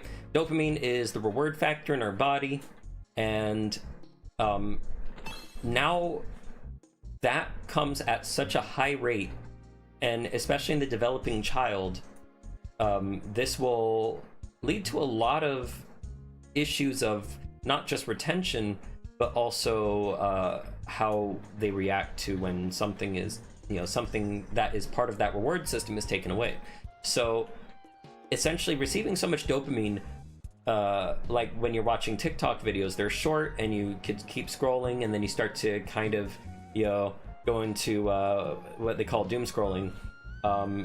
You're looking for something that hits your dopamine receptors with the same amount as what you last received, and each time that threshold keeps going up and up and up and up. And I feel, based on observation of people who, and now, okay, maybe this might sound a little strange to you, but I'm by lurking, you actually observe a lot of different behaviors, and when you see those same people appear and appear and appear again, you start to notice who's chronically online and who isn't, who has a lot of time and who doesn't. So those people are exposing themselves to the dopamine more than those who aren't. And since the internet allows, like, especially if you are someone who actively posts and puts your opinions online and etc., well, you kind of know how frequent and how often and how long they've been doing that for compared to someone who doesn't. And it's technically their own accidental scientific experiment of a log, and technically, to some degree, and what was it? I want to find if anyone's done studies on this. These are just observations, a hypothesis that I need to see among far more individuals, thousands. I can't stop at like hundreds. I need to go to thousands of that. And I want to eventually interview and put out polls and surveys if I can, to find out, like, hey, how do you feel in these situations, these conditions, etc. And then maybe one day, who knows, I'll actually publish an actual study on humanity and social media and dopamine. But that I wonder if that, in terms of how people interact with dopamine and what they receive from interacting with their social media, how that affects what they believe to be true and what they believe to be an opinion, or if they can differ between, like, if I think this, it, like, where does it begin and where does it end, where someone thinks and then they believe that that thought is true, versus they think and they need to first verify if that's true, and then how far do they go to verify if that thought is true? Because you can have a thought, you could ask, you can ask yourself, hey, how long can a bird fly, right? And you might type that up on Google, and if the first result is the one you stick to and say that result is wrong, then you don't have the threshold of dopamine. You've got your reward, you found your answer, and you're satisfied, and you're not gonna really, and that threshold is so high that you're not gonna really bother look for anything that requires more effort, because you might not get that reward, you might not get that answer. I know that was like really confusing, but I feel a lot of things are interconnected to one another. Attention span being tied to dopamine, dopamine being tied to one's opinions of self and their world around them, and one's opinion of self and world around them affecting how they view themselves among their interacting with people that they don't know, plus anonymity. How does that affect a person and what they say, and where does responsibility begin, where does responsibility end? That's why I said this is an observation, this is a hypothesis. I want to actually find out if it's true. I want to perform a study. I need more than hundreds, I need thousands to find out if this is, if my suspicions, these are suspicions, these are not true. This is why I also bring up it could be, it might not be. But I'm noticing that certain individuals have, especially even my own friends, they're not free from it. I'm not free from it either. But that's why I also keep trying to challenge myself. What is the... Actually, let me read, wait, because I don't want to leave you hanging. Real life amounts of dopamine for rewards. You worked hard, you made a nice dinner. Pale in comparison to, social media teaching you something novel and interesting over and over. I guess, you know what, the best, I'm going to give this a name, a short name just to call it by for now. And I think it's probably maybe something that was intended, that we, what Wall-E was trying to get across. I would actually call that the Wall-E effect. Because in Wall-E, they displayed a world in which people are just blasted with all sorts of facts, whether they're useful or not. And they're sharing that to their friends that are right there on the screen, even though there's like people on their left and their right, as they're moving through this ship, right? And they're getting blasted with so many different facts and everything that they sorry, you know what, I'm also not, what was it, all I'm doing is treasure hunting. I should also be completing quests, but and they have gotten to a point where they can't even bother to look at their neighbor, because literally all the dopamine they ever need is right there, controlled by an AI, right? So I feel like the psychology and the mannerisms on display there are starting to become, starting to come to fruition. And before Wall-E was even made, actually, wait, before I say this statement, you see, I like to make sure, I also, like I said, I was like, oh wait, so let me just find the person who is talking about dopamine and all this stuff. So, and I need to rewatch it again. To make sure it wasn't, I had the right dude. So Wall-E was 2008, and .hack GU was 2006. So before even Wall-E, .hack GU was even playing around with that notion, because that game takes place in the near future. And one of the things that they face, that humanity faces, that they believe, that the developers believe will become a problem, is social isolation. And before, this was only during the introduction of Facebook, I believe. Oh my gosh, wait, Facebook release date, when did that come out? 2004. Yeah, so 2 years after Facebook. And then there was MySpace. Anyone remember MySpace? .hack GU comes along, and they're like, you know what, this social media stuff is dangerous.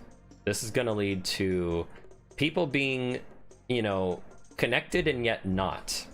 And I know, there were even studies on that too.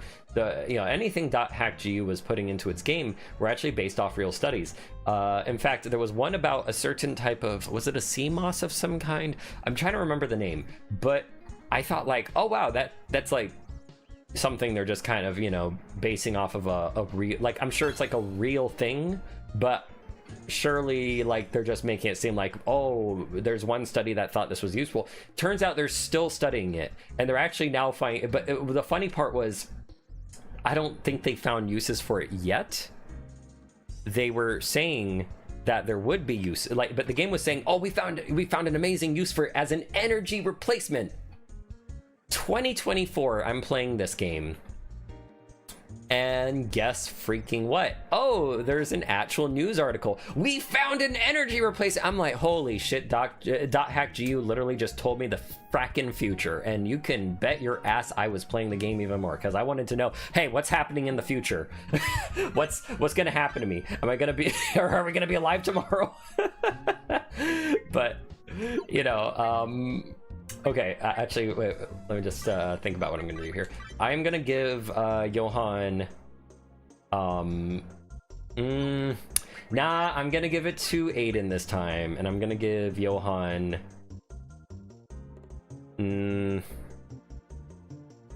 oh, this is a hard choice, because I know what's gonna happen in the game.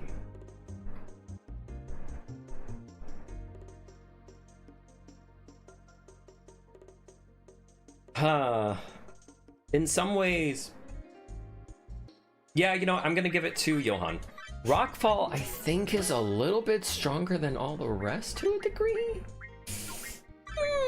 But where's, I thought I had a fire rune. Am I missing a fire rune? Regardless. So in terms of, let's also get this quest done. In terms of .hackgu, yeah, they were literally, you know, being like, hey, people are going to be so into whatever thing consumes them, whatever thing they spend hours on, that's going to be kind of socially isolating us, and people are going to only know how to communicate online. They're going to feel very awkward socializing offline. Ooh, that's, let's see, 15. You know what? Take the risk. Ah, no, we're gonna screw it. Well, we'll leave this one. He's gonna win. Oh! That's the second time I've won first time. That's all you need to actually do to get the quest. Just win once. Oops. But maybe I'll try and gamble some money. Oh, and if you win 3 in a row, you win a prize. So we've done the quest, now we gotta do 3 in a row. I should have kept going, but...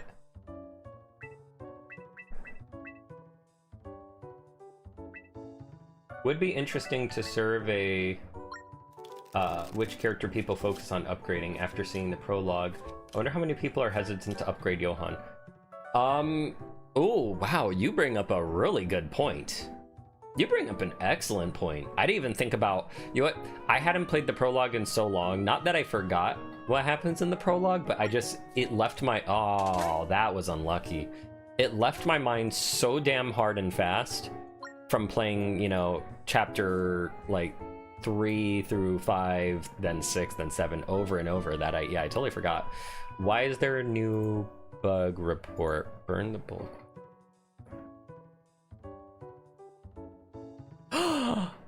Oh, that's hilarious. Ooh.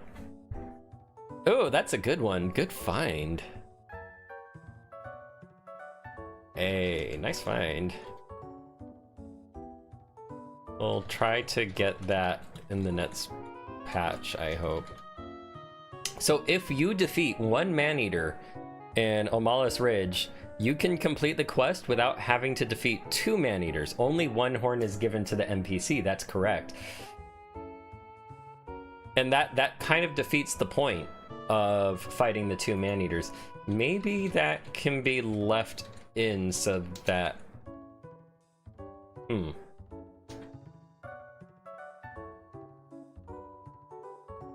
At the same time, realistically, it's like you tricked them.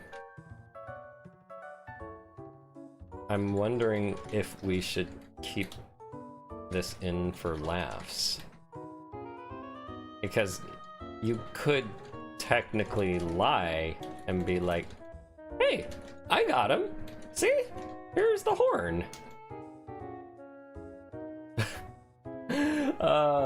Alright, but... Oh man, yeah, because like when you beat the game, you might change how you upgrade Johan, because after that point, you might wonder if you should have him completely maxed out or not, because there's still a thing. There is still a thing well, two things. There's still two things that matter for him. And we're going to be making the game harder, especially that fight in Wink Wink Chapter 7. You know? So, son of a... But yeah, Wink Wink Chapter 7, someone's going to be a lot stronger. So it might actually be worth leveling Johann still. You could kind of feel like, let me just use my resources to power up a character I not only lose control of, but may only become a boss or character. Yeah, I know. Well, I will say this. I did not... Really? I did not level up on my last playthrough, my 5th playthrough before the game's release. I didn't level up Johann to max. I was like, he's gone, right? But spoilers, guess what? He's not entirely. There's a thing. That's all I'm gonna say. So do not completely shirk Johann, because he may become a liability if you do. That's all I'll say. Oops. Damn, this dealer is busting my balls right now. My bad, autocorrect is all over the place, but yeah, I got what you mean. I need to hit. Okay, well, I gotta stand. Yay, we did it. So 2 in a row, or 2 more in a row. Let's see if it can happen.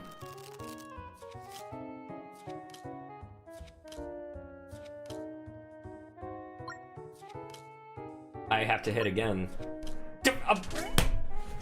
That's so unfair. Shoot, so I have to do it 3 in a row again now. A jack and an... Oh, I win. I win. Okay, so back to trying to win 2 in a row more. But otherwise, yeah, if Dot Hack can predict, like, we're gonna be, you know, like, what is it? We're gonna start having these aggressive behaviors and all these things when, you know, we become more socially isolated yet highly connected on the internet and everything. Like, if it's already predicted that in 2006 and it's already been nearly 2 decades, you know, I think they already knew about the dopamine effect. Because especially, see, here's the funny part with Dot Hack, the characters are using VR goggles, far better than our own. You know, they're actually like small, thin, not giant boxes, right? And if they are keeping those on for so many hours at a time, more than they healthily should, then, you know, that... Yes! Let's go. What? Oh, okay, I thought... All right, one more time. Let's pray we get it. But yeah, you know, imagine, like, just imagine what that means then. For them to, you know, like, because for them, it's like, yeah, that makes sense. If you have... You know, if you are browsing the internet, doing everything through VR goggles, right? Oh, yes, we won. Okay, 3 in a row. We did it. Darn, maybe I should have played harder with the bets. You know, so that's in your face. That's something you don't even remove. It's not like you're looking at your phone. That's always on your face. You know, you have to resist the will to keep it on, right? So it makes me wonder... You know, like, were they thinking about the fact that now these people are always exposed to dopamine, you know? The only thing preventing them from not looking is blinking and closing their eyes for an extended amount of time if they don't take off the darn thing. I'm gonna have so few ethereal shards for upgrades. I realize this. Yeah, what was it? With Dot Hack, the originals, I've played them all, but what was it? I only beat, like, the first one, and maybe the second? I can't recall, because it was so long ago. I played those on release. But the third one and the fourth one, when I got to that later in my life, I remember I was just so busy, I had no time, and I was like, you know what? I'll just watch someone's playthrough, because I want to see, you know, because I remember I was, like, struggling with the game for some reason, and I wanted to get some strats and ideas, and I just ended up watching the whole game, and, you know, And like, yeah, Dahak was pretty cool. Like, sure, Kite wasn't that deep of a character. He was very you know, simple, but I do like what I'm seeing with Haseo. Haseo is a really cool character. Someone affected by PTSD, someone affected by the loss of a dear friend that he probably loved, and seeing how he completely closed himself off to the world after, you know, especially like, you know, when he was betrayed earlier. You know, he already had a situation with being betrayed by, not betrayed, being tricked and swindled by supposedly kind, you know, players that were there to help out a noob like himself. Like, gosh, you know, I could totally understand why. And then when you understand that, you know, the .hack world is one where people are chronically on there and they're so socially, you know, so connected that their experiences are, what did this guy have? Oh yeah, well, I could get one free. I'm actually gonna buy, I should get enough money from the arena. I'm gonna buy from one of those for a reason. But yeah, Haseo is a very interesting character to analyze. And, you know, since they're kind of chronically online and all that stuff, the way they view the internet and everything, the way they interact with it, you know, it makes sense why, like, he would be so aggressive, why he'd act out as aggressive as he does in the game, towards other players and everything.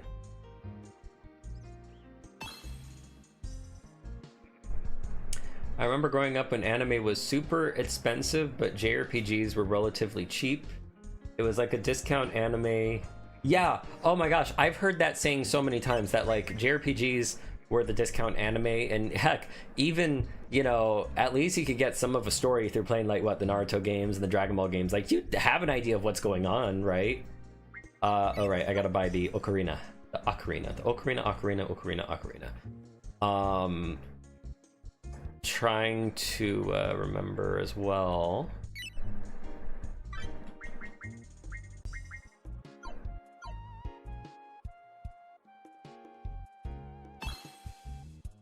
Gotta get that.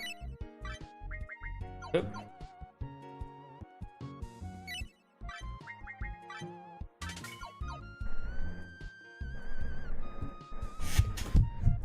Oh.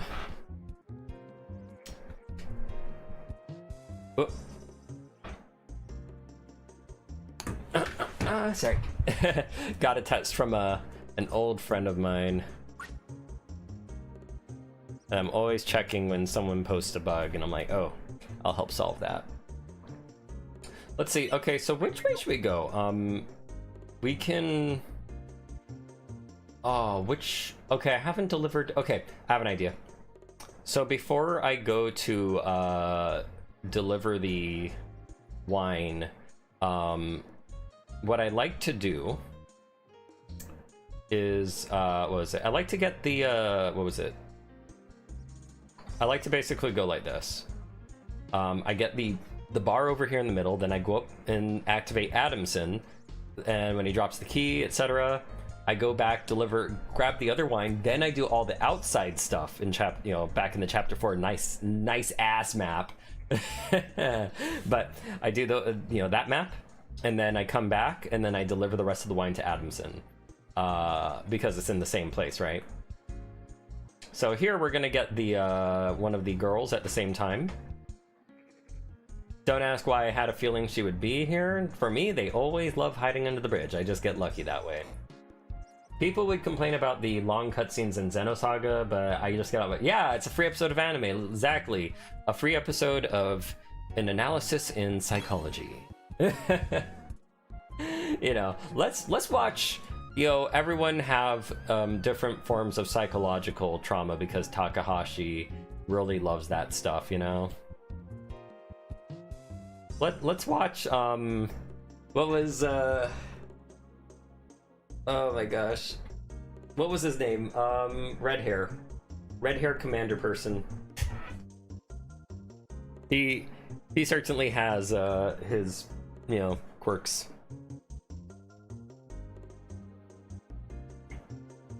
But he was a very interesting character.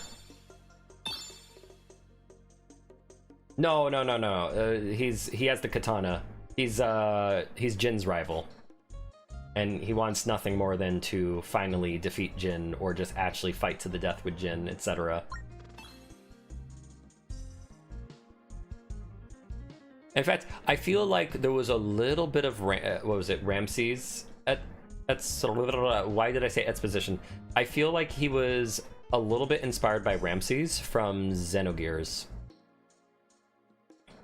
Because he has someone who he wants to defeat because he has a hate boner. No, I'm just joking. No, he literally oh my gosh, what was his name? Wait, Jin versus, oh geez, there's so much Jins. Xenosaga, Jin versus, why does it not come up? Margulis! Margulis was a fascinating character to analyze because he is both subservient to, oh no, now I forgot his name. Hairbang Curly Bang man, who is kind of the demiurge of the game. Oh my gosh, what was Curly Bang's name? I passed the black market, oops. Thanks again for making this game. I did not make the game, I script edited the game, and I helped manage everybody on the team. Yeah, I was the person they reported to, and I helped with how to proceed if there was an issue. I did not get to touch the RPG Maker database. They would not let me, no matter how much I insisted I would be able to help them. I script edited though. They sent me the, you know, Aaron sent me the scripts. I looked it over. I was like, you know what? This has to change. Blah, blah, blah, etc. I did not get to make the game. But am I one of the devs still? Yes, they consider me one of the devs. I mean, I guess like that's just a short term for, yes, I helped the game, but I don't know. I can't bring myself to take as much credit as you know, I don't know.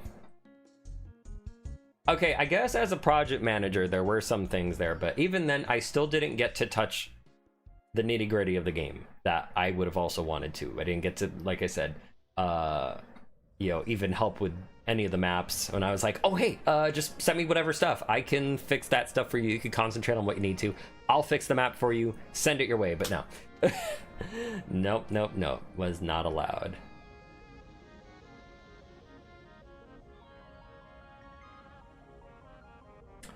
But yeah, how are you doing, Real? Thank you again for the very amazing critique.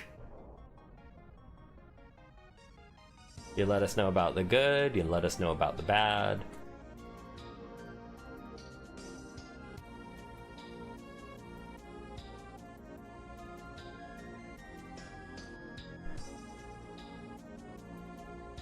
It's a team effort, and I just saw you're streaming. The same praise goes to everyone else. Ah, true, yeah. I did tease the idea to Aaron. I was like, hey, maybe you should be in the stream, you know, instead of me, because, you know, you're the face of the game. Like, you know, why am I the one PRing for you? I mean, yes, if you know, I'm also his PR person now, I guess, as well. But, you know, I told him, I was like, hey, let's just do this one day. Let's plan a day.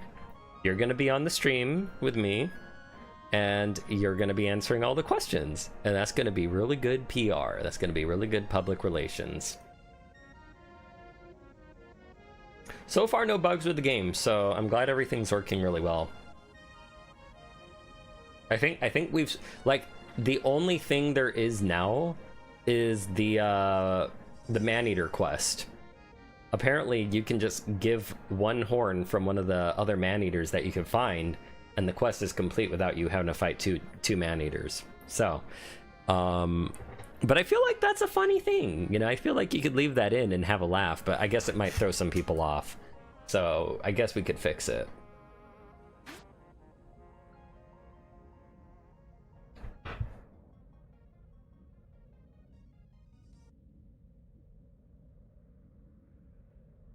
Oh yeah, funny thing. People are starting to notice, you know, who might have been a little bit like anti-LGBT and all that. They're finally starting to realize that, yeah, there's like, you know, you can play this game, and the LGBT would fly over your head, or hell, you know, to them there might not even be any. They might think like, oh, where's the LGBT in this game? What was I so afraid of? If anything, you could read this entire game as one whole bromance that's just barely there in the first place. Like, you could literally read this as the type of bromance that you see in an anime. Quite literally. You know, Johan's your shonen protag who gets angry at everybody, and Aiden's like the sexy other protag character that you see in every anime, right? You know, you could kind of say Johan is what was it? Is kind of a Sasuke with, you know, a more aggressive personality, and you can say that Aiden is, well, he's not really an, I guess you could say he's not really a Naruto. Well, but he's protective of everybody. So you could say he's a Naruto that's got the Sasuke personality. Huh. Like the ideals of Naruto, but with Sasuke's quiet thing. Or you could look at this like, what's another thing that comes to mind? You could kind of put on the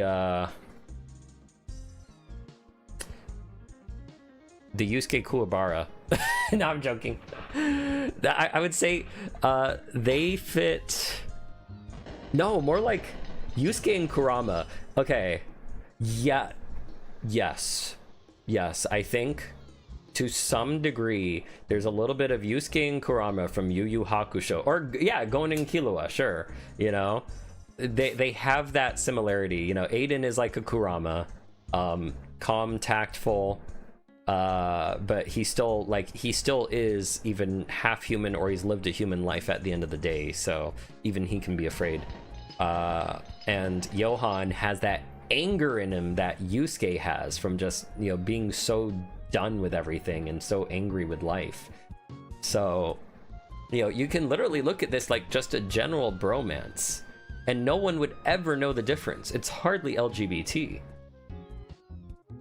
Like, if we're talking LGBT from the modern viewpoint that most people might have had going into this game, or had by avoiding the game, you know, they were literally thinking, oh, it's woke, it's gonna shove propaganda in my face. And it's like, okay, do you feel that way about Naruto and Sasuke? Do you feel that way about, you know, any like anime, like Goku and Vegeta? I don't know, like anyone who's ever shipped like two characters so crazily that it's all over the internet. Have you ever felt that way about those two characters? No, because you're like, oh no, they're just bros, no, don't put that in my face. Like, if you're able to do that, you could literally do that right here. You could just be like, no, they're just bros. They're saying I love you as brotherhood. It's like the brotherhood I love you. Like they're not into each other. They're hugging like men.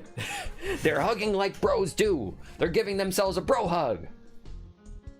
Literally, you could do that. You could 100% get away with it. Isolde, you managed to make me hater, liker, and hater again. Okay, so I will say, because I was actually there during, you know, the Isolde writing and all that. Let me see. You know what? Give me a moment. I just gotta search Isolde on my history with Aaron.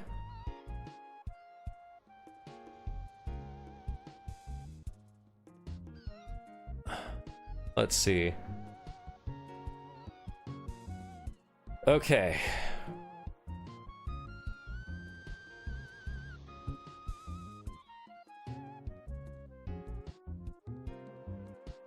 I'm trying to find what we talked about in regards to her.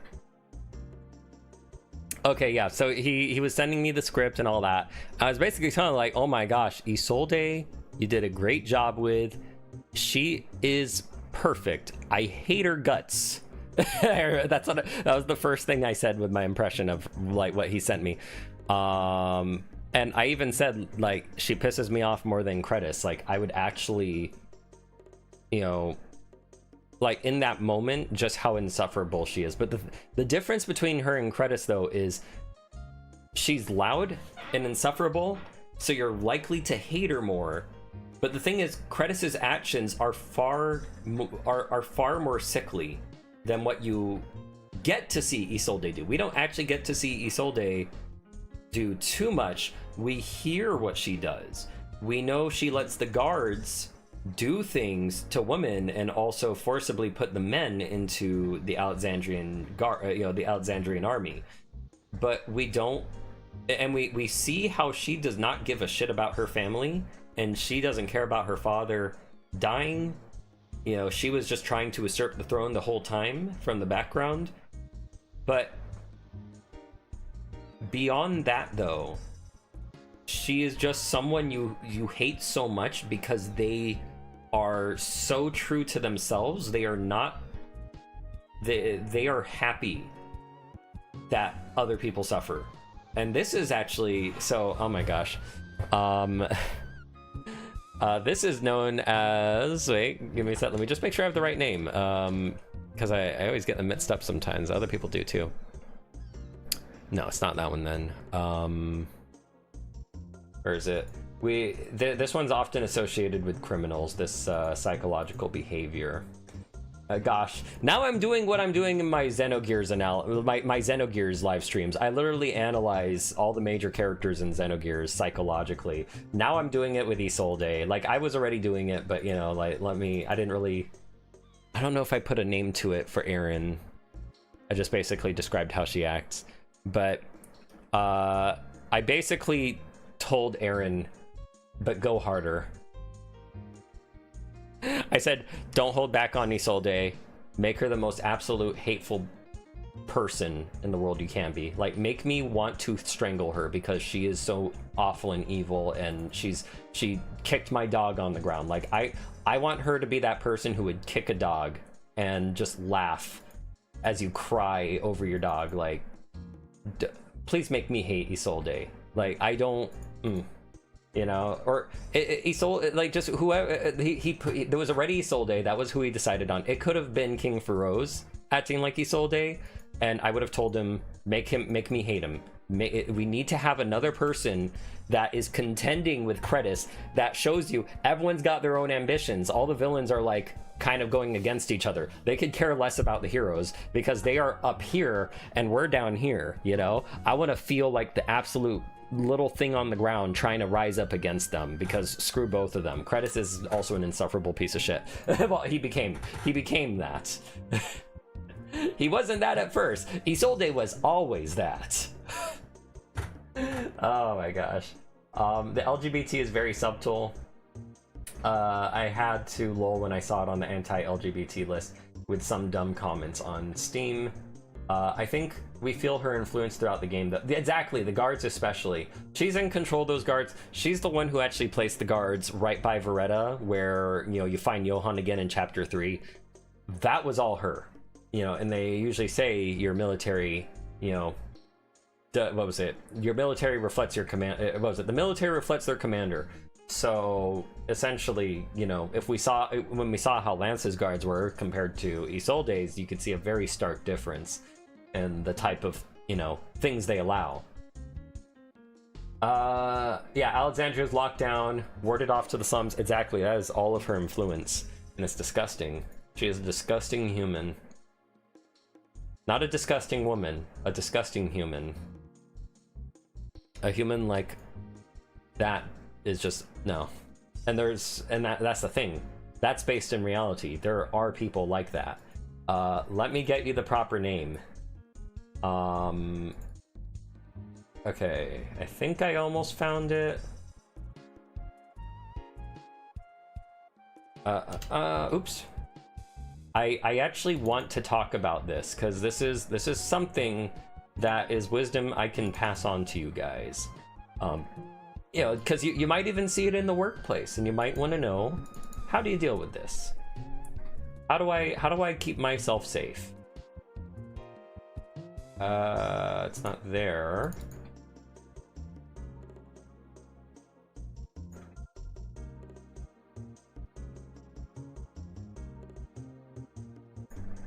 It's been a while since I've looked back into my books. I'll try to be quick, as I said. Personality disorders. Here we go. Here we go. Okay, so. All right. So she would fall into a combination of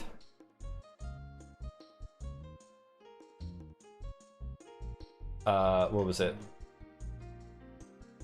Ooh, oh, this is gonna be fun. So this might be not just a mixture of cluster B in terms of the personality disorders. She definitely has narcissistic personality disorder going on. Let me read out just a little clinical picture, if you may.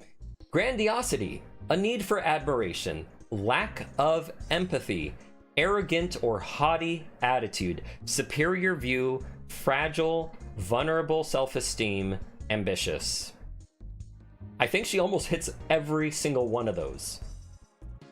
Vulnerable self-esteem, she's like kind of, so this is where I bring up the what is it? Oh, and guess what? One of the interventions is they need to be taught self-awareness skills. You need to give them a matter-of-fact approach. You can't come at them with anger or frustration, which is why Johan and everybody have no effect on her, because they're getting angry and frustrated and she loves it, right? You have to set limits, you know? You have to set limits with this type of personality disorder. However, she does not only fulfill that. This also... So, okay, so here's a weird one. I don't think she's borderline personality disorder as well. You can actually have multiple, by the way.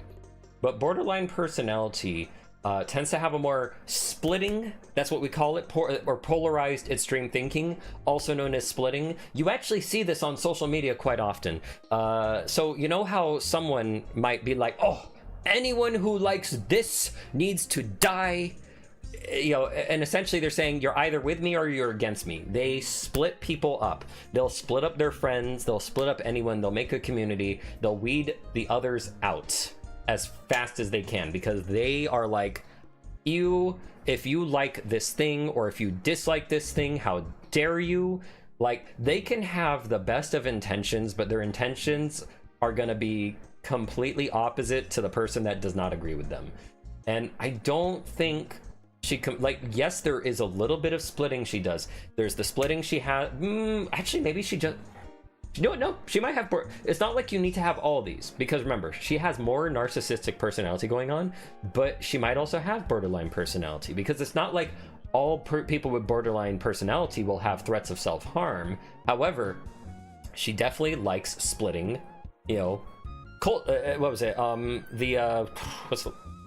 She likes splitting people, clearly.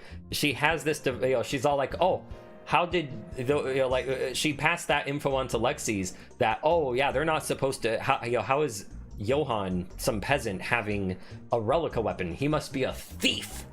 There's no way anyone can have Relica weapons unless they are thieves. That's called splitting. You're either high class or you are shit class, and you deserve to die. So she has a little bit of, maybe a little's putting it too nicely. She has borderline personality disorder. Wide range of behavior, appearance, not exactly, but once again, we don't need to check all these marks because she's more so narcissistic personality disorder. Unstable interpersonal relationships. Oh yeah, whoa, that's a big one for her, isn't it? Marked impulsivity. Yeah, especially with the way she just, you know, straight up attacks people, jails them. Absolutely. Do we learn what may have caused her? So that was one of the scenes we had to cut.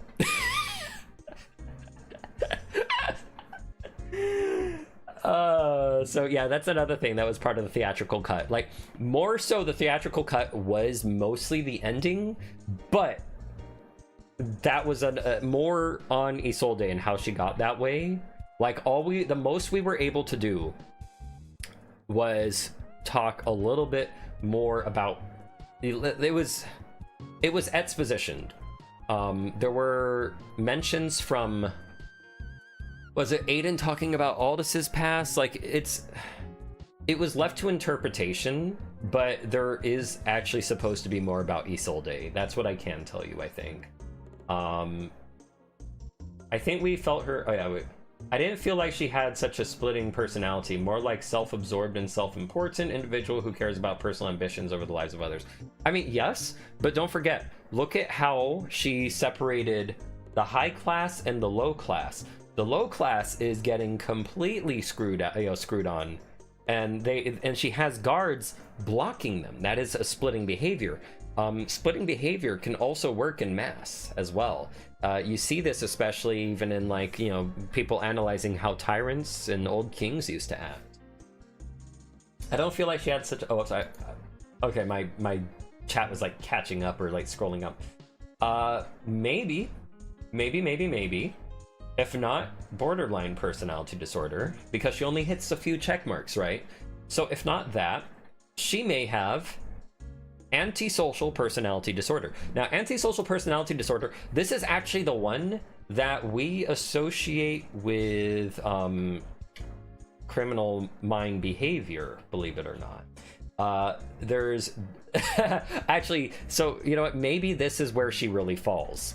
So to explain, what you would see upon like an assessment of such an individual with antisocial personality disorder is deceit and manipulation, false emotions, no empathy, as you describe, real, you know, personal ambitions, only cares about her own personal ambitions over the lives of others. Well, typically with antisocial personality disorder, everything is a means to an end. If they are dating you, it somehow benefits them. There's something they are getting out of it from you that they're using for themselves, and they will throw you to the side as soon as they got what they wanted. Narrowed view of the world. A narrowed view of the world. Who has a narrowed view of the world? Oh, both King Pharaohs, but you know, that's for different reasons. And Isolde. Isolde has a very narrow view of the world. There's only, and that refers to not just maybe how much exposure she's had, but just the way she even sees herself and who she allows inside it. You know, if we look at how she was with Drago, oh, you could have had me. You could, you know, instead you went for, I mean, I guess Amelia wasn't such a bad choice, you know, but, you know, she acts like, oh, I was the better choice, obviously. Egocentric, but actual self, you know, shallow to themselves, empty, and also relationships serving their own needs. Look at how she is with Letzi's. Look at how she is with King Pharaoh's. It's all for her own needs. She just wanted to be the last one standing on top of everyone. So, if anything, she fulfills the antisocial personality disorder much better. And when it comes to, you know, existing among you know, colleagues, etc., with antisocial personality disorder, yeah, so that one's a tough one. With that, and this is just like I said, existing together. This isn't treatment, nothing like that. Just simple little advice, you know, that I could find in you know, psychology books and all that. But typically, you're basically just gonna have to set your own, you're gonna have to check yourself at the door. Basically, you have to set your own kind of limits for how far you're gonna let this person. You have to basically be more confident in yourself, kind of, you know, have control of your own emotions. They need to control their emotions too. You want to have a more professional relationship, you know. You don't want to essentially allow that person to control your life. You want to recognize when that person might be trying to control your life and get something out of you. So you gotta make sure to set those limits appropriately. Anyway, left to interpretation is good, I think. Not everyone needs to be spelled out, but it's neat to see little bits of detail. And yeah, if I remember correctly, there was supposed to be, but there's a little bit more to that statement also. that is that I can't go into, but I wonder if we will come back to that. I need to remind Aaron of that one. I need to remind Aaron of about like, hey, what about like how Isolde got here? What twisted her? What happened? Was this, you know, a matter of, you know, like something that happened while she was growing up, something where she realized she can't trust anyone anymore? She has to, you know, the world shat on her and now she has to shit on the world back? I don't know. True, but even Lance had a few anti-peasant comments and he's still a good... Well, that's the thing. He doesn't have narcissistic personality. I mean, he doesn't have antisocial personality disorder. He does have empathy. It's the reason he even traveled those fields in the first place. It's the reason he went out to sea for himself. You know, he doesn't have a complete narrow view of the world. He went to expand his world. So, if anything, he's just narcissistic at best. And not to a very, you know, not to a very high degree. And not that these personality disorders are like complete disorders. It's not something that's like 100% wrong with you either. It's not something that could be treated with... See, this is... The personality disorders are not usually something that can be treated with medicine. They take just actual therapy and retraining. That's what it really is. Those are more like really just fact of life and, you know, etc. I think Isolde wanted to escape her humble origins and especially looking down on people to remind her of that origin, ironically climbing up the ladder and then pulling it up after her. I think that too. Like I said, the world shat on her. She must have started off someplace that wasn't really nice. And then once she was there, she realized a combination of like how much better that life was for her, where she could be in comfort and power of everything, because probably to her, having that control is the only way for her to feel safe. She might not look it, she might have lost her sense of self and her empathy, but that's because for her, those things are not needed when she is trying to prevent harm to herself. For all we know, she could just be absolutely afraid. And if I remember correctly, you know, the game does say, what was it? It was, who called it out? They stated, was it Drago? That she's technically the bastard child or something. She's not really a child of King Feroz either. So, yeah, maybe that's what happened. And then, as he said, she pulled the ladder up after her. That makes a lot of sense. And that also makes, you know, she could have possibly been in a fight or die or dog eat dog world.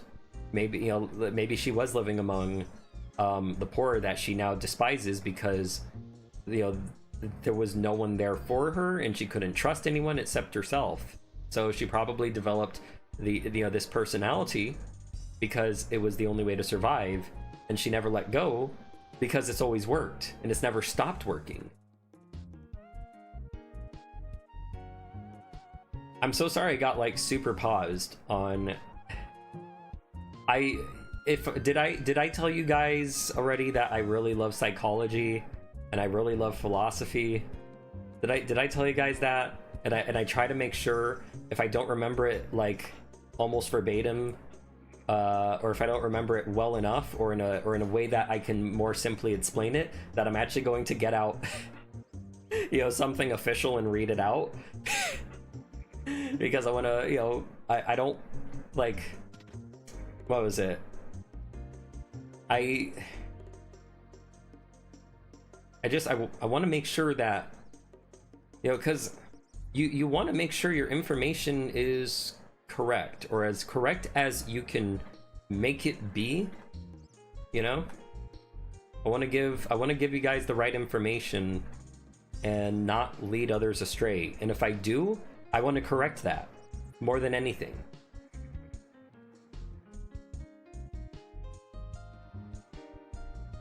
I want to make sure people have accurate information, which is also probably why I have anxiety disorder.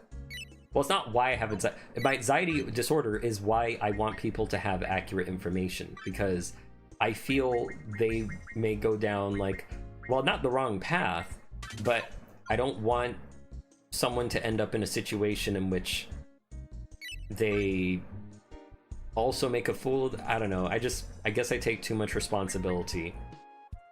I'm not sure.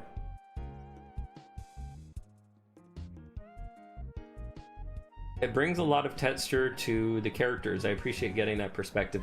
Yeah, and I mean, I know I did talk with Aaron about these personality disorders, but it's not like he what was it, when he was writing, I'm pretty sure this was all coming from his head, you know, like, as in, like, it probably was there subconsciously as well, but even before, you know, I knew anything about Isolde, that was what he showed me, and then he might have, you know, subconsciously went further into it, but at the same time, I don't think it was 100% intentional. Only 50%, because that's what sometimes happens. Like, okay, Takahashi's 100% intentional for Xenoblade, Xenogears, Xenosaga, but I feel like when it comes to us, you know, when it comes to looking and analyzing other literary works for someone who is just making a story, they wanted to craft something interesting, they wanted to craft some interesting characters, you know, like, I feel like that is just, you know, like maybe 50 or 30% intentional, and sometimes you just understand what kind of people are out there or have experienced certain types of people that you write it and you don't realize, hey, you know, you're actually depicting this very well. Kind of like the diffusion of responsibility. Once you know it exists, it's sort of on you to make it call in the crowd. Exactly. You know, information is very hard to control these days, because you want accurate information to be out there, because it's just better for everyone that way. And information changes too. Some information, or should I say, like, you know, research gets updated, right? So, you know, information that might be from 20, 30 years ago might not be accurate anymore. So, you know, and but I have an important, you know, I still place a very high importance on trying to receive as accurate info as you can. Semi-accurate's fine too. Even the basic picture is fine. And if at most, like, if there's anything I want to have achieved with anything that I, you know, speak on that's of a higher psychological issue, or one that's still being studied, you know, especially with social media, dopamine, etc., then all I can just do at best is give the basic picture while information is still being learned and, you know, reviewed over and over until we finally have an accurate picture of what's really going on, you know. And I want to, you know, get involved in that in my own way. I just like studying people. It's really strange. I like learning about people. I like trying to understand why they think the way they do.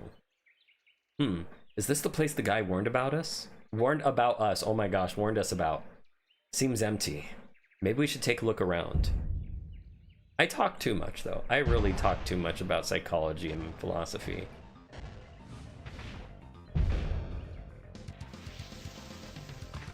Oh, also, I think I was speaking with someone from the Discord on it was not Aaron, Aiden possibly having anxiety disorder, because I started to, when, you know, people started talking about how he acts in chapter 6, I was like, you know what, I think that might be anxiety disorder, because, you know, it's something I have personal experience with. And why did I use Rockfall?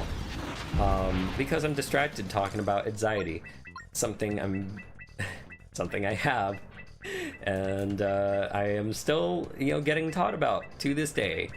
Actually tomorrow even. But Aiden had what, you know, had a crisis essentially, and that crisis can make you pass out due to, you know, your sympathetic and parasympathetic. Your sympath. Why do I always mix these up? Then again, it's because I'm not really thinking too much about it. But let's just say your fight or flight. So see, I should even be using those words. Those words are really just a very, you know, a very scientific, fancy way to say your fight or flight system and your rest and digest system. So I should be using wind, but Aiden's fight or flight system goes crazy because he has literally set an ultimatum for himself that he will protect Johan, he will survive, he won't let him die. And he might have and after fighting Kretis, he's associated Kretis with possible certain death unless we fight him as a team, right? So if that is the case, if he associates Kretis as anyone would die fighting him alone, if Johan goes off on his own, what do you think is gonna go through, you know, Aiden's head? He's gonna die. So of course he's going to have a panic attack and pass the frick out, because he is now freaking out that one, he can't keep his promise, and promises are very, very important to him.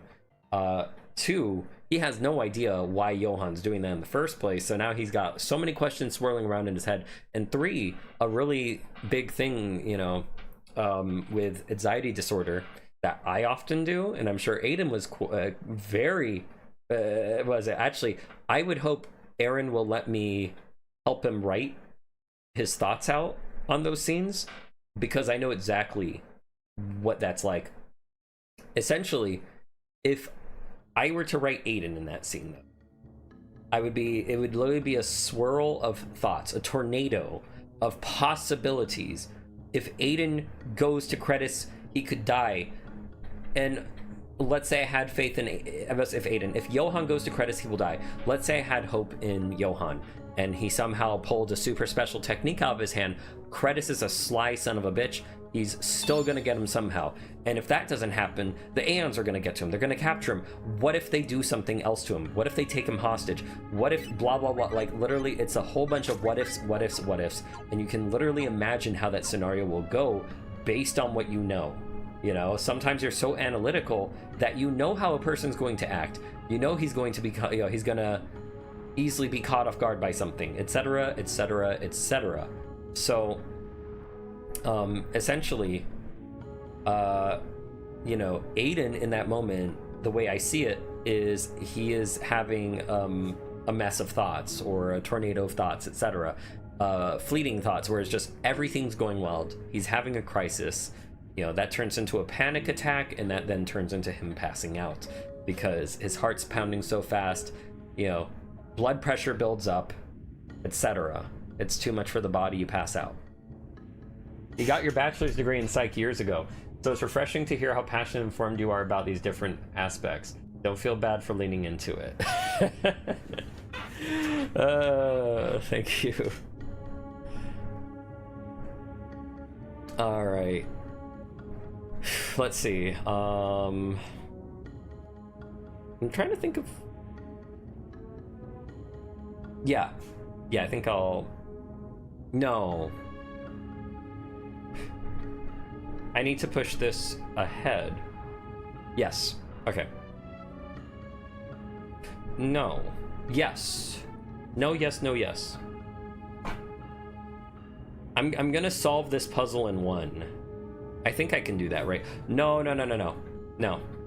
I need to, So, before I would solve the puzzle by getting the treasure first, but I think I'm gonna do it a little differently. So, I have to get this one into the hole. Okay. I'm gonna try starting with the... But that won't work, will it?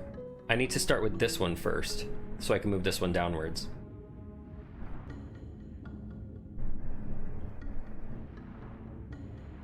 I don't know why my brain... Like, I've done this puzzle so many times. Oh, and I'm not gonna be able to push it. No, okay. I know what I'm doing now.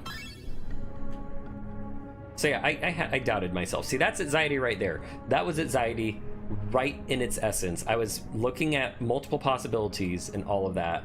You gotta go make dinner? All right, you have a really good dinner. I'll check the VOD when I can. Thanks for streaming. Yeah, no problem.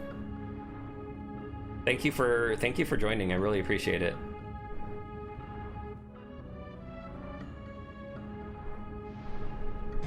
It was really nice having you here.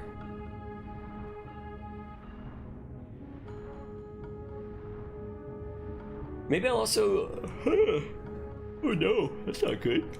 Oh, maybe after I do this, or maybe I'll, after I finish this puzzle, I'll take a little break and, geez, all I did was analyze. I did not do anything in this episode. I guess I'll have to make up for lost time, but, I feel bad about that now. All I did is just analyze these characters, but they're so fascinating, you know. Like,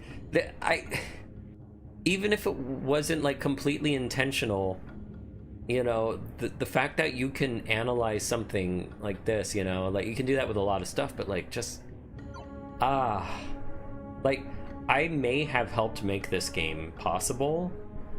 I may have been the script editor, but it was still fun to read Aaron's writings. It was still fun to actually, you know, go through that and just see like, wow, how, you know, this is all coming out of his brain, you know? Like, if he were to study psychology and philosophy, you know, he would be unstoppable. He could be the next Takahashi. I'm not kidding you. He has it there. He needs the time. That's just all he needs. Give him the time, and I think he could be a Takahashi somehow. You know, he could maybe even surpass him. Did I get the right impression that Isolde isolated King Feroz to get his most Yes! Yes, she did. Because if he's just hanging around in his throne room and being unaware to what's going on, of course she's gonna give hidden orders that aren't even his own. Yes, exactly. It's only her advice that he hears, which is why he goes, when they get to the, you know, when everyone gets over there and they're like, hey, here's some shit that's going on, you know, they, what was it called? Oops. Oh no, now I'm just gonna have to dedicate. Wait. This won't, it might work. Let's try it. But yeah, by isolating the king. There we go. There we go. Okay, I got it. But yeah, by isolating the king, oh no, wait, I can fix this. And you know, like, we see the results of it all, because, you know, Aiden bringing the information he did, and then Lance backing that up, literally said like, oh, but, or, I mean, he said, oh, this is the first I'm hearing of this, or why is this the first I'm hearing of this? And it really points like, oh, there's something going on, right? I missed a fire rune, didn't I? I missed a fire rune in the ruins. I mean, in the swamp. I think there was one there, wasn't there? I must have got distracted and missed it. Oh, man. I am trying to recall where that was.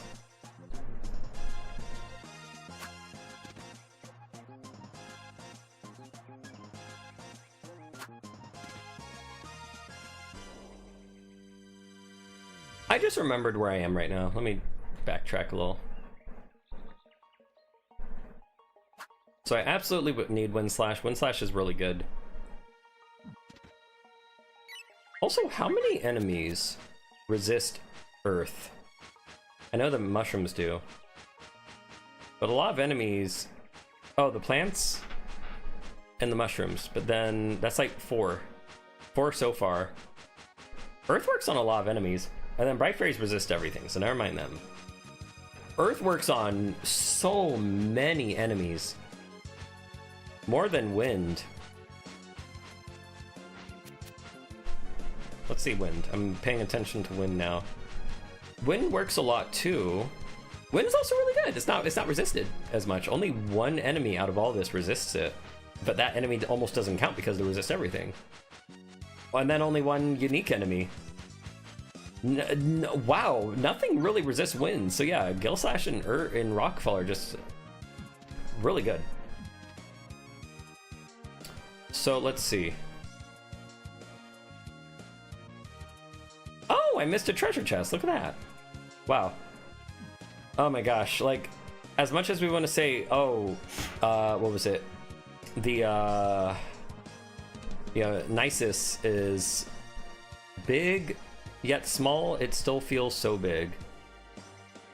Because somehow I can miss a whole bunch of stuff.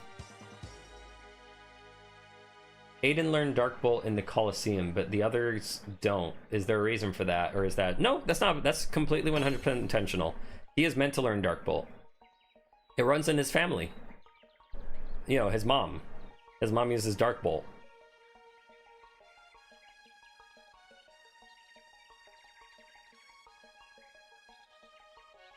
But that's just an Aiden thing. That was never a bug. Only Aiden can learn that unique magic. He's a special little boy, you know? And same goes for Johan and Lance. Only they have lightning. No one else can learn lightning. There's no bosses that have any kind of lightning except for the knights, and even then you learn nothing from him because he's not a monster.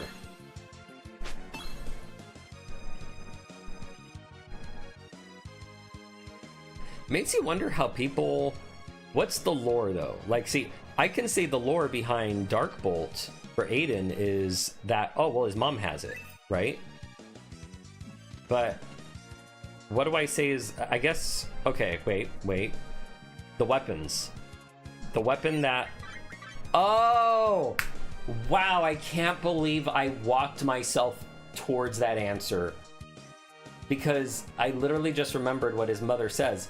Oh, that's the Omega Edge. Why does... Or it's like, wait, that's the Omega Edge, isn't it? And that used to be her sword. And she uses Dark Bolt. And then Aiden, a blade infused with volatile magic. You know, but he, you know, she has Dark Bolt, and he's using the Omega Edge, her weapon, and he uses Dark Bolt because the weapon allows him to. Same for if we were to look at Johan. Amaterasu is associated with the sun, the Kami. So something high up, something associated with heat of some kind, something associated with the sky. Now, of course, we might associate the sun with fire, and rightfully so. But at the same time, it's it's being also used as like the idea of the sky. So lightning, right? Lightning comes from the sky. Maybe that was the thinking behind it. And I'm trying to think. So, and then Lance also uses lightning. Although someone suggested giving him a holy spell. I was like, that would be so cool. That would be one thing to differentiate him from everyone else. And, lightning in Dragon Quest, now this is not related, but lightning in Dragon Quest is, kind of the hero, it's the hero exclusive spell. Only the hero can use the lightning spells. So, or the zap spells. Only the hero can zap enemies. So in that way, maybe it's because, there's that kind of, that hero thing involved. Maybe that's their version of holy magic, because it's still light as well in some way. Thunder makes a flash of light. The sun is bright. There's another one I walked myself into. But Aaron, wow, good job. Good job walking me into the one on Dark Bolt. I was surprised before that every enemy gave abilities to every... Yeah. Well, actually, you want to know who didn't give abilities? The sea serpent in the sewers. Why didn't that give everybody water? Now, of course, that didn't give everyone water because otherwise everyone would be the same. There's no reason for everyone to have bubble, right? But,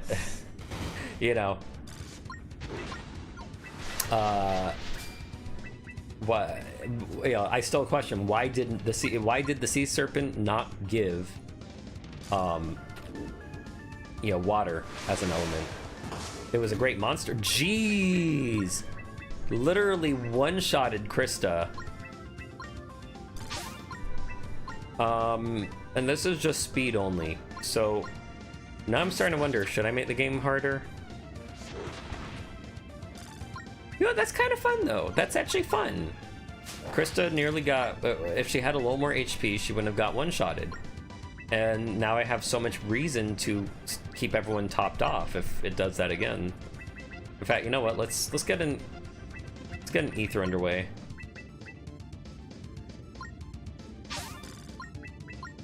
Let's ether everybody. We have so much ether. We should be using that.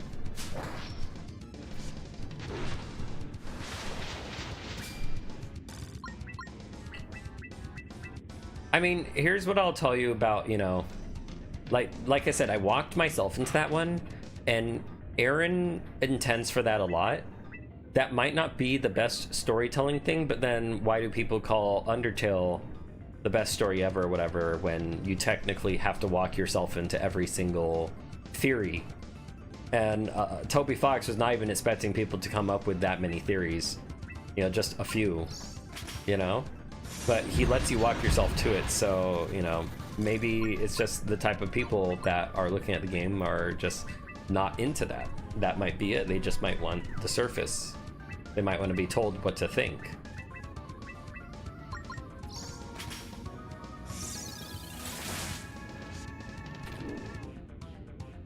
But so far I noticed I'm gonna have to show this fight to the others. I'm gonna have to show this fight to the others because I don't think they need to touch the Griffle. Not the second fight. The first fight was easy. Second fight, holy smokes. What the hell is going on? Oh my gosh, I was not expecting that. What is actually the effect of story mode? Automatically heal after every battle or when leveling up. Or supposedly, maybe you only heal after leveling up in story mode. But I do know for a fact, you, what was it? Every statue you interact with gives you a goddess tier. So you basically get a complete free revive, free heal, an MP heal and everything, status effects and all. What else? I know there was another thing. Oh, Johann starts at level 14. That's another thing. So the beginning of the game is much easier. You can gain some levels, and the difference between his level at, you know, so there's not such a big jump between his level from chapter 1 to chapter 3. But just having the amount of goddess tiers that you get from every single stat. Why did I do that? I was not looking. But from every statue that you interact with, what in the... Wow, so this is what happens when you don't raise your defense at all. Everything just either will take 2 hits to kill you or will kill you in 1 hit. Interesting. Now I gotta make sure Johann stays above 11 something.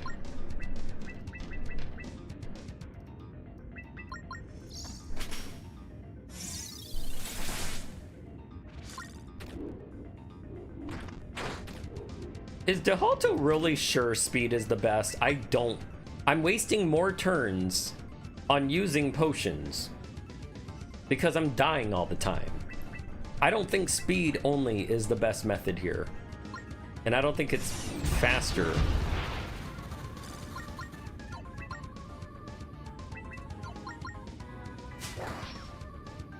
I should heal. Well, I might get the kill too, but I'm not gonna get the kill. Oh no.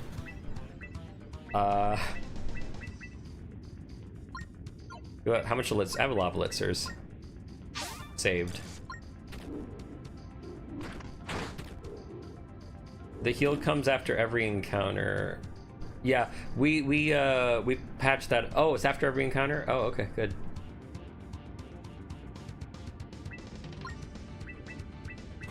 Yeah, it's just what was it? Every statue gives you a goddess tier, which is a super duper elixir that also revives.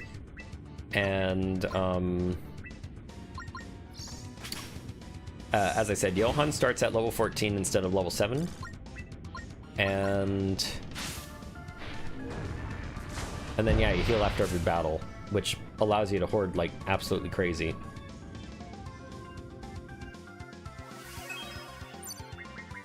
There's not much difference in the game otherwise. But those two things really make the game incredibly easy. Speed only. So this is the raw stats, and like there's no problem with the attack and the defense and the magic. It's just the defense. Look at how pitiful that is. No wonder she was dying instantly. Oh my goodness. It's a good thing, by the way. I still thought the game is hard after a few battles, or I just suck.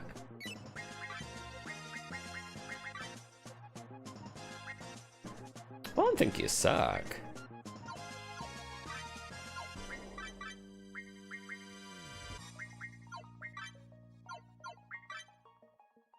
Where's my mushrooms?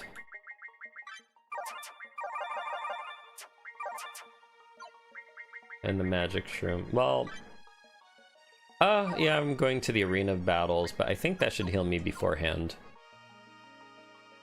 Let's see.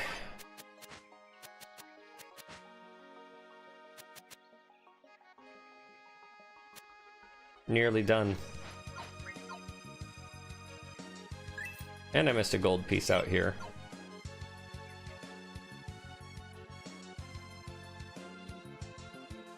Especially the gray poop in the Oh, I don't know why I read that as poop. The gray goop in the sewers. Yeah, those guys suck.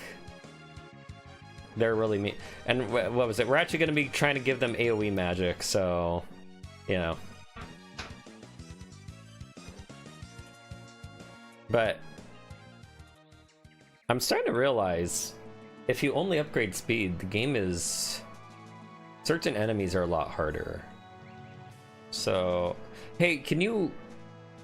no, but the battle's too long to clip, so it's not like...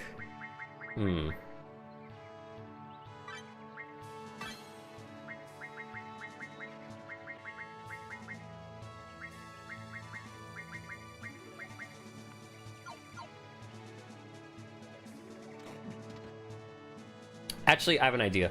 Can you clip Krista dying in that battle? Because that'd be all I'd need to show, and I'd just probably mention it as like, I only upgraded speed, and this is what happened. So I would say we should not touch the Griffle, at best.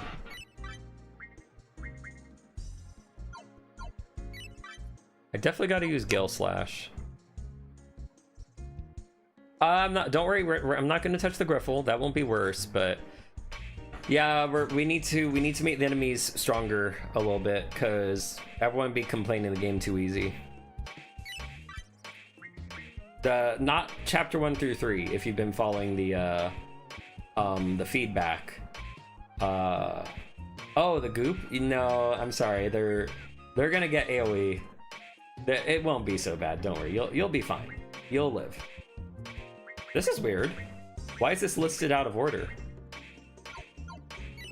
What the hell? Wait a second. When the hell did that happen? Yo. Oh, snap. This is weird. This is very weird.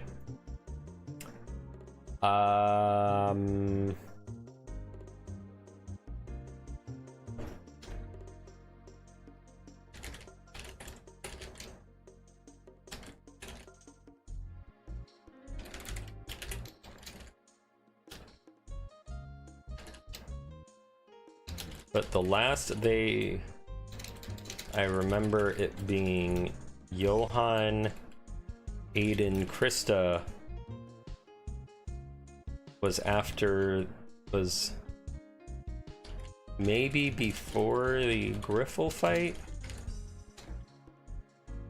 Could have been the Ogre fight even, but I'll check. That's weird. It might not be harmful. Oh, there's been a lot of live, but there's been, well, one typo. Was there another? Maybe it was two. Okay, it was just This and the typo I found. So, nothing major.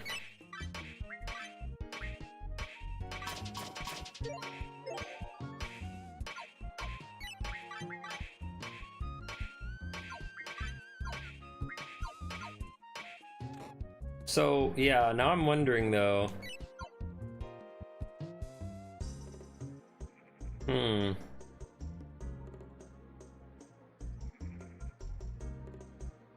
So Krista has ah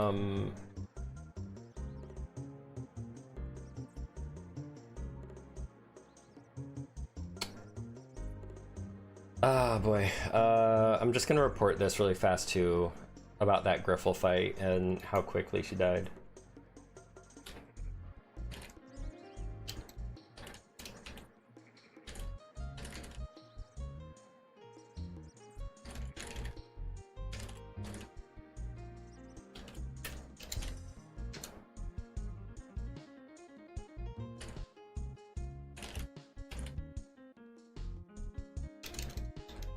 I'm only leveling speed, as DeHalto suggested was so good. Perfect for speed runs. But I actually find my ass having to spam heals and what is it? Revival stones. Krista is at 110 defense. What's... And she literally nearly got one-shotted by Griffle, except would take small damage from the magic and then get dive attacked, and boom, 1130 damage. He was dead. Johan also got one-shotted. What was Johan? At 166 defense. HP was around 1100s as well. Brought down from 13.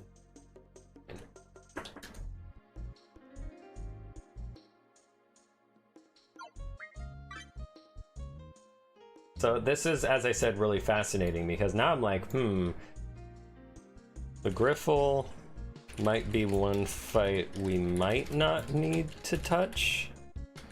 I do recall it doing a lot of damage anyway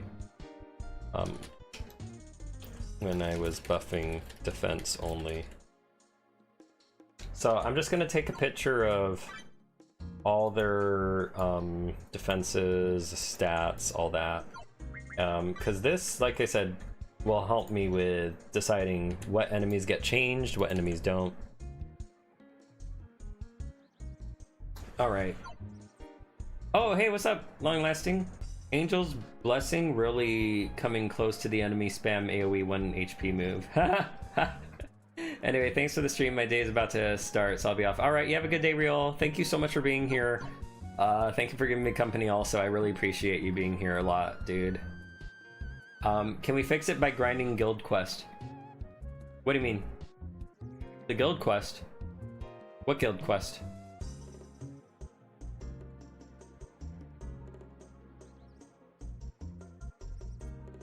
Oh yeah, I forgot to be looking for the girl. I need to look for the hiding girls.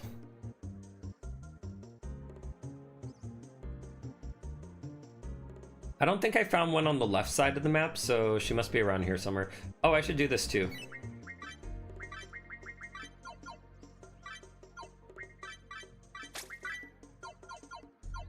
Oh, yeah, I mean, and anything you get from there is going to be a big help. Maybe I should have done the arena fights first before fighting the Griffle, but it's fine, you know.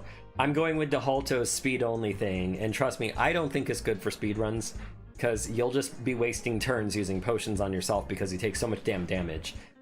Literally, please take care of your defense. Please raise your defense at least every now and then, because you're going to be leaving Krista open to getting one-shotted by bosses, and that's not fun. Not unless you have a way to, you know, unless you give her some chainmail or something.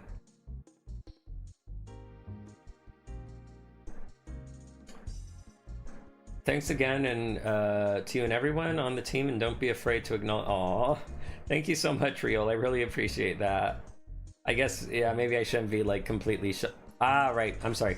I'm reading, and I'm not actually watching what I'm doing.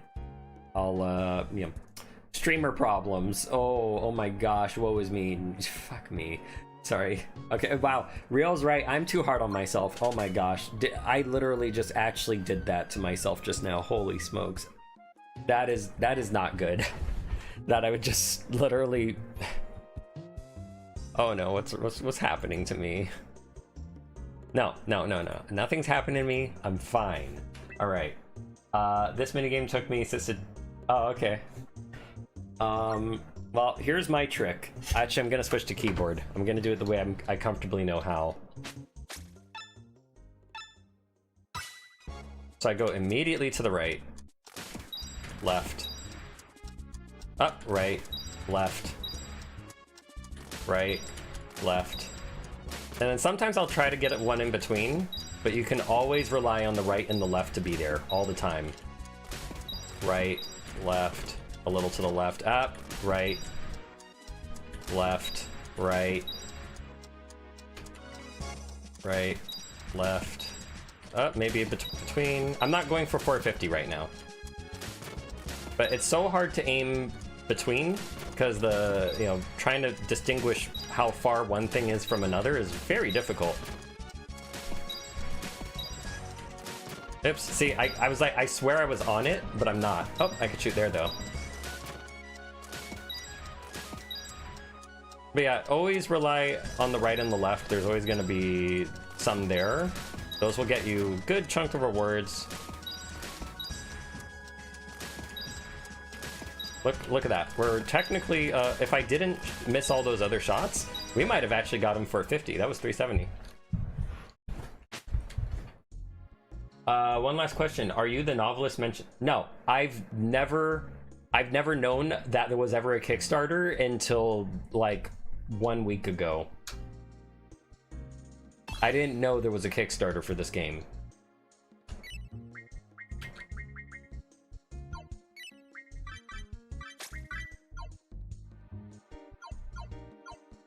Like I said, I'm just some person from YouTube who got pulled into the project literally just off a demo review. That's literally all I did. Maybe check out my... I don't remember much of what I said on that demo review, but maybe check out that demo review I did, you know, a year ago. Maybe there's something intriguing about it that, you know... I don't... Like I said, it made Aaron want to get to know me and want me to play his game. And just, yeah, everything went from there. We, you know, we really connect on a really philosophical level, him and I.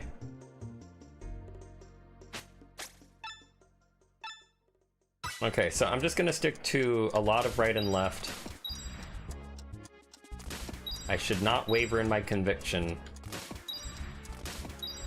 No, don't do it. Don't do it. Don't go for a late one. Go for an early one. Go for the ones you absolutely, oops, are sure about, right? Don't go for that one. It's already gone. That one was hanging. Right, left. Oops. Okay, it was there, but I hesitated. Okay, I can get that one for sure. Right, left. Oh, I can get that one. I know I can, right? Like, do the ones you know you can. They're hanging there for a while, but just go right, left, right, left, right, left, right. Right, left, right, left, right, left, right. Aim a little bit to the right. Nope. Okay. I need to stick to my convictions, clearly. Oops. Oops. Oops. Oops. Okay, that's fine. Right, left. And I can always just get the other rewards. As long as I get every other reward, that's fine. Ah, I literally doubted myself. Oh, don't have doubts. Shoot true. Right, left, right. Uh-huh. Left, right. Okay, I was close to, you gotta be true to yourself. You gotta shoot true. That was only just a tiny 5 points higher than what I did before, so we gotta do better. From a demo review, yeah. That's how it went. I would have these talks with Aaron every now and then. And you know, we would, like I said, I would really get deep into a lot of conversations. I would talk to him about, you know, like at first I was talking about Johan and his psychology, and like kind of, you know, what it's like I said, all I gave him was wisdom and real life experiences, and then I told him about philosophy, Friedrich Nietzsche, and you know, and then I started learning about his philosophies, how he views the world, you know, etc. I told him about Unus Mundus, uncollective consciousness, another concept from Friedrich Nietzsche. And then go to the right, and then oops, nope, stick true to your convictions. Right, left, middle, right, left, up, right, up. And if you could get some of those silver ones, even better. I literally doubted myself. Don't doubt yourself. Oh yeah, like that. Don't doubt. Oops. It's okay if you're a little late, but just don't shoot wild. Never shoot wild. Always shoot with conviction. Ugh. My finger slipped that time. That was for sure. But we're fine. We're fine. We have multiple times to do this. Oh, that would have been it. That would have been it. Oh my gosh. I was really close, but still, we have 2 more times to get every single thing that we can get. Mia literally got pissed at this minigame in Search How to Cheat by Switch on. Oh, that's a smart idea. Here, you know, I'm gonna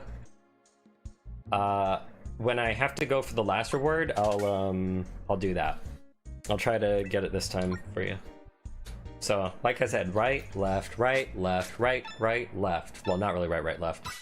So, right, left, go all the way left, right, left, a little to the left, a little to the right, a little to the right, wholly right, left, right, go left, up, a little too fast, go right, a little to the left, go a little bit to the left, right, up, left, right, a little to the left, a little to the right, wholly right, all left, go all the way right, go for the silver, go to the right, wholly right. If I say wholly right, you know, like all the way right again, all the way left, a little to the left, all the way right, all the way, oh, no, it was too fast, all the way right, and then, oops, in the middle, all the way to the right, don't go for it, all the way to the left, in the center, all the way to the right, left, oh, that was good, in the center, all the way to the right, to the left, oh, okay, I failed there, a little to the left, all the way right, and just calm down for a second here, okay, just focused, done. Just go left, right, left, right, left, right. Oh, that one. Left, right, left, that one. Left, right, that one. Left, right, one in the middle. Left, right, left, middle, left, right, set, you know. Just literally left, right, center, left, right, you know.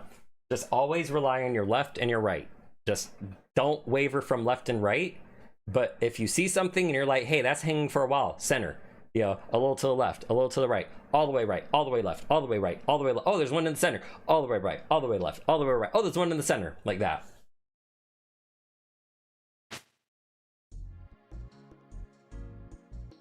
And I do want that power tonic, so I'm going to go for it. That's going to be extremely easy to go for, so now I'll see what your method is like.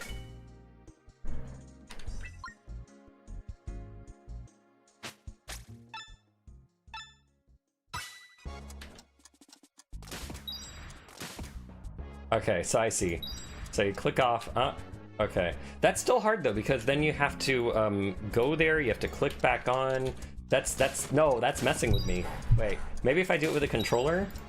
Okay. No, that's still so tough because I need to move my hand. No, I can't. That's, what if I shift tab? No. Wait, what? Why did it end? Oh, I ended it by pressing a thing. Did you even try? Oh my gosh, I didn't know you could quit out. Okay, well, I have to waste the gold on it then. Because I like the... you know what? I don't need the power tonic. I will live. Will I? Yeah, you know what? Let's see how far I get without... I have 5 power tonics. We'll be fine. Watch me regret that statement later. But, yeah, it's just, you know... Go left, go right, go left, go right.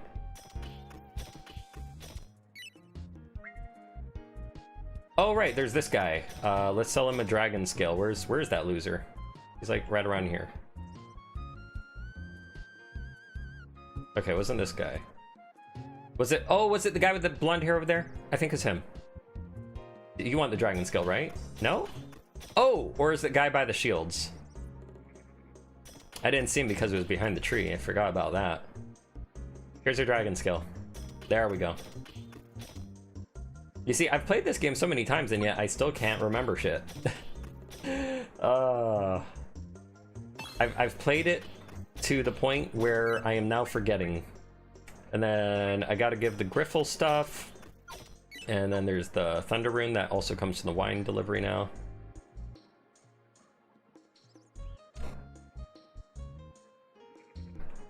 Definitely need Wind Slash though, very important spell. I think it's the best spell that you could give to, wait a second, what is? Yeah, okay, so we're definitely gonna give it to Krista so that she has a strong AoE to play with. But then Aiden has nothing. I mean, she's still the better, you know, she's the stronger choice for it, so I still think we should give it to her. It gives her a powerful option, but I can't believe I missed the Fire Rune. You know what? Actually, let's... I have not got to check Firefly's complete guide, but for once, like, hey, I can actually use this for myself to help jog my memory about things. That actually makes me feel quite happy. Fire Rune. Okay.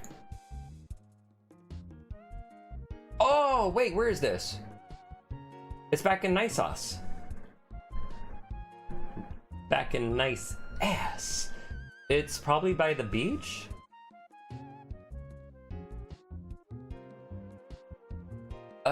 How did I miss this?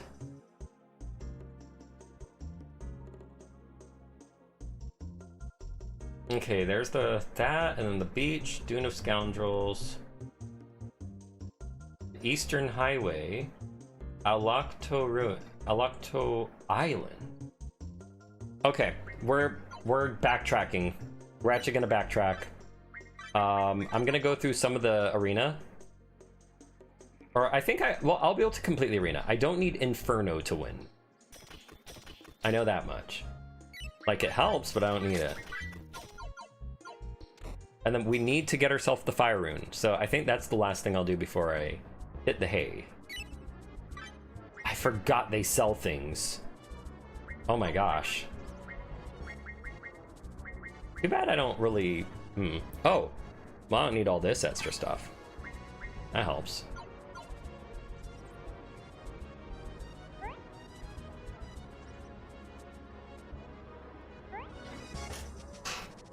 Yeah, just remember left, right, left, right.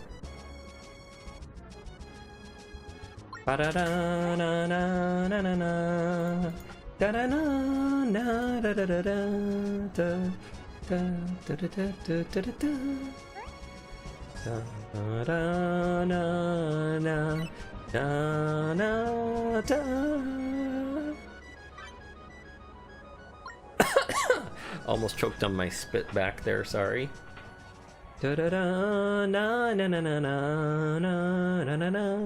Ladies and gentlemen, are you ready to rumble? Essentially.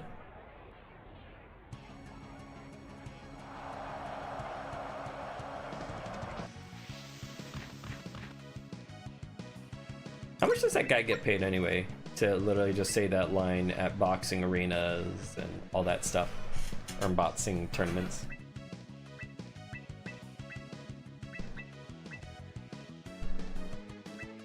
This is where I'm like, I wish I had certain things. Wait, these guys resist water, right? Uh-oh. Uh-oh. I forgot. Yeah, they do. But these are the ones that don't resist lightning. Yeah. We could use Wind Slash safely. Oh, it did a little less. Now this will help me balance the enemy. Okay, so here's one funny thing about the arena. The arena just has enemies from chapter 5 and 6. So these guys are from chapter 6, believe it or not. So Krista has 400 magic, Johan has around 200, and Aiden around 300. And then their defense 110, 160, and 130. So this helps give me an idea of what those stats look like if we cap those weapons. Yeah, dark magic is not as resisted until, you know, unless you're fighting the undead or anything that says like, oh, black goop and stuff like that.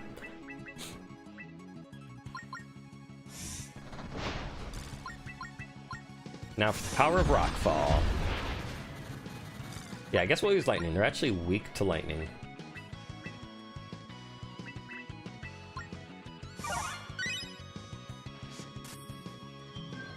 Oh no, not bubble. Oh, and they have a strength up. Would you look at that? What does flame do to these guys again? Well, I mean, that was good. If that was Inferno, it would do even more.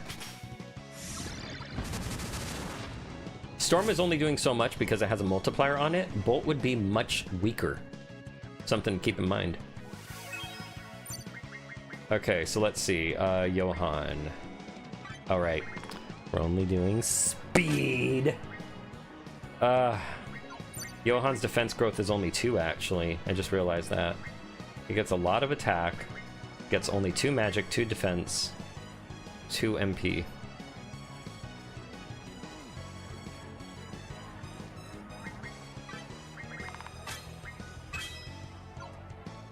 Yeah, the arena is going to be much tougher without healing in between with level ups. Though there was a time there when I first played the arena, there were no level ups that heal HP.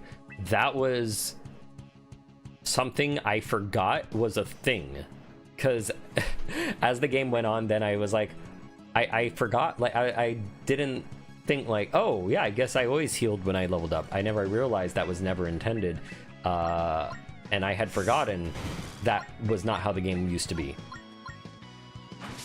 Any plants are weak to fire, unless they're Pandora caps, if I remember correctly.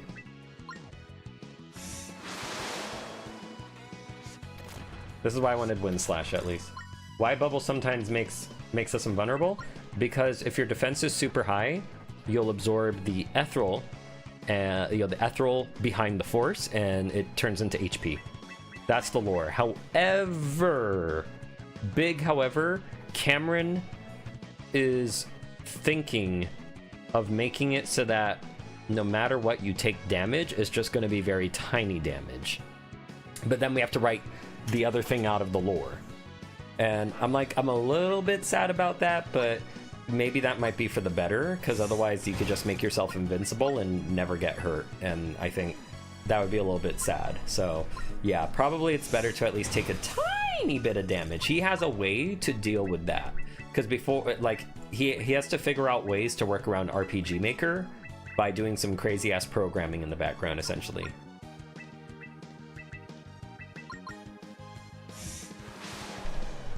What if Bubble has an AoE version? That's called Valor. That's called having Karuka in your party. Technically, you can always just make everyone else's defense really good, and then just have Krista bubble herself. That's what someone said they did.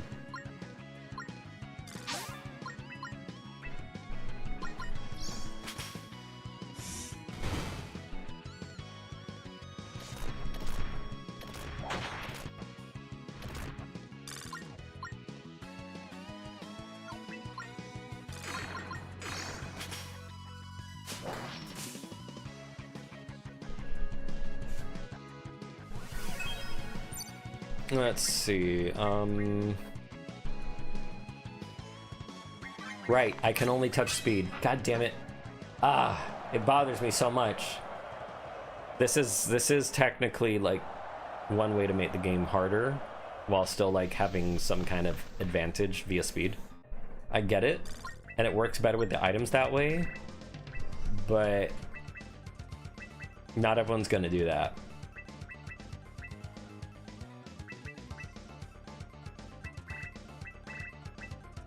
So these guys can cause instant death. So what I'm gonna do to counteract that is I'm gonna give Krista Magic Feather. I'm actually gonna try Storm on these guys. I know it's not gonna work all that well though. Yeah. However, Wind Slash does wonders, especially with magic up. Oh boy, Aiden's dead. He's dead. I'm gonna get so unlucky with that.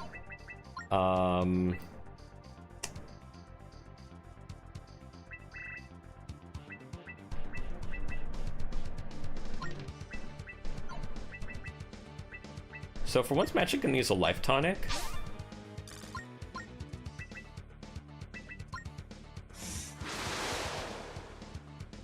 Yeah, I knew he'd be fast enough.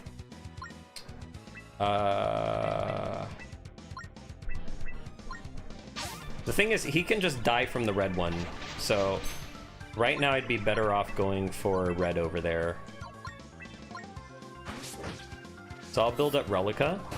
Oh, I got lucky. That was actually really lucky.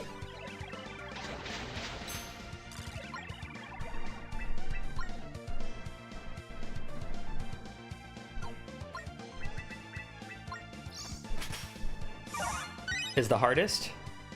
Maybe. Because, well, if you think instant death makes a thing hard,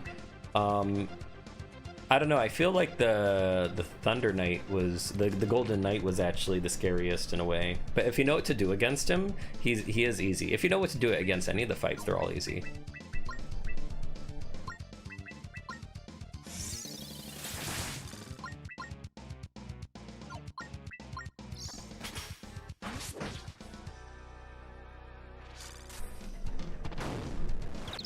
But their ultimate weakness is Saint, so we're gonna have to, what is it?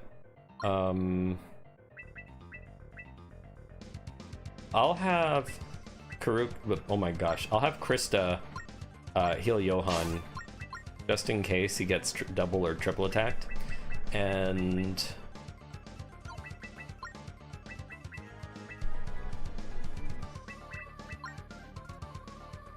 I'm gonna give Johan an Ether to counteract the amount of Relica he's gonna use to try and get a lot of damage out, because he's gonna be using more magic after this. Let's get, yeah, we have to get rid of the middle dude first. He's the bad one.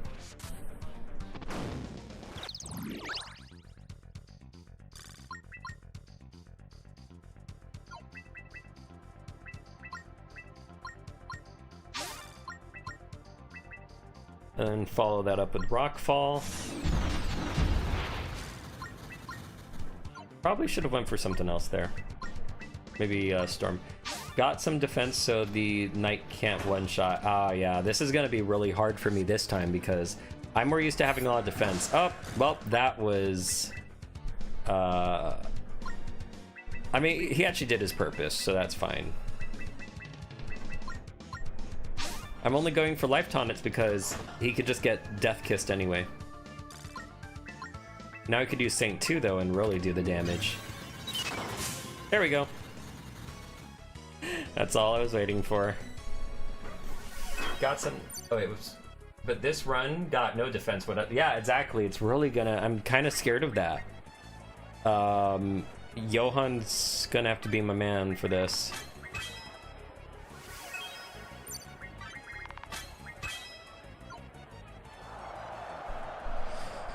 Oh boy. I'm getting nervous. At least this way we get a lot of gold back.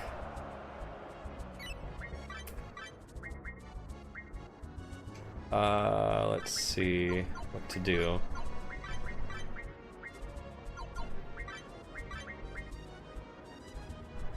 I mean, the speed is helpful, but maybe what I'll do is I'll give her chainmail.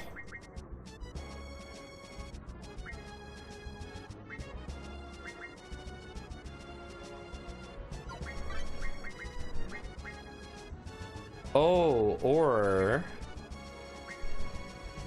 That's right, and I have the pure ethereal ring.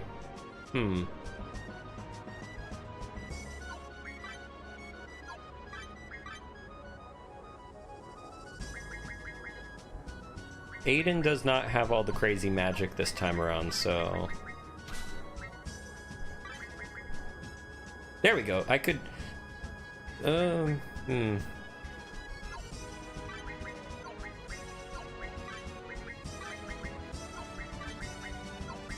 See, you might as well get the blue kimono. There's no point to the chainmail because blue kimono has the same defense but just better magic and speed. There's literally no point to the chainmail if you just get everyone blue kimonos. Unless you are trying to specifically go for... See, if I had a blue kimono for her, just to show... Because, see, the other stuff is, like, much lower on defense. This would be really good. This fulfills so much at the same time. And then the red kimono and the green kimono are comparable. One just has higher magic, one has higher speed. Oh, yeah, he went for a level 5 sword. I did that the last time, too. Yeah, magic's also magic defense. Can't ignore one or the other. But yeah, this time around... I'm actually not gonna give her... what was it? I could do this, honestly. This will help. He has the most HP, so I'm giving him the diamond ring.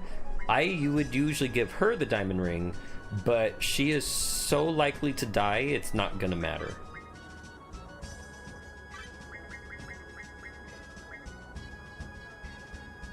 And I could give this instead now, so that helps.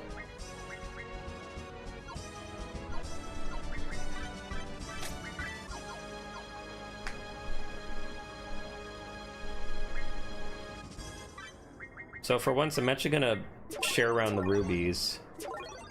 Do that. And then, there we go. That makes me feel a little better. Perfect. Okay, I think I feel a lot more ready now. Like, if I had time to play Venti tonight, I would totally just start, you know, trying to grind out money. And I would just buy everyone blue kimonos. Because that would be all I'd need to have their defense in a better place. A safer place. That's probably how you have to make up for speed. You have to buy Actually, hell, I would buy... No, I would even buy them blue kimonos. I would buy them the mithril armor. If you buy them the mithril armor, then they'll be good for a bit. You don't want to buy too much mithril armor, though, because you also want to bear in mind the rank S challenge. The what you get from there. So, see, Johan is becoming a hybrid again in terms of magic because I gave him these spells that actually do damage. At least in an AoE sense, right? Even for him, that's actually good. Look, he's doing more than Aiden.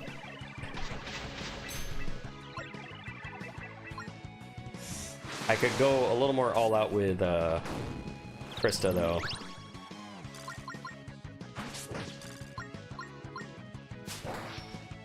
If I can even get rid of one right now, that would be good.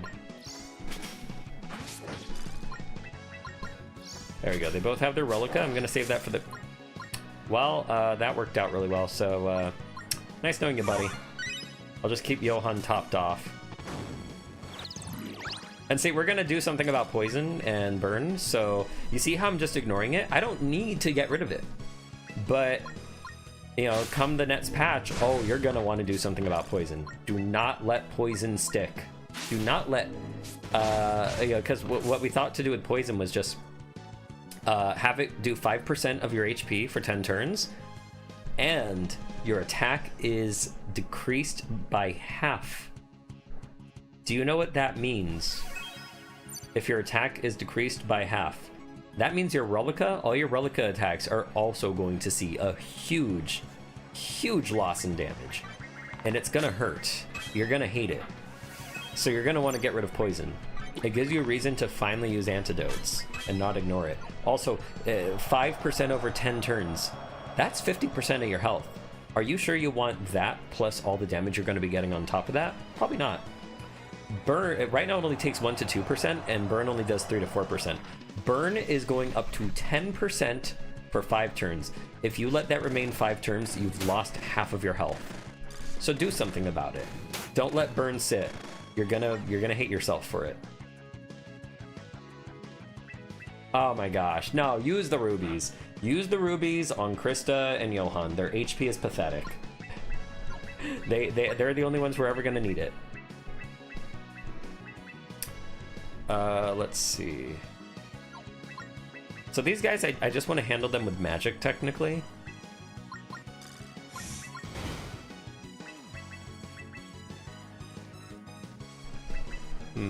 I'll use Storm.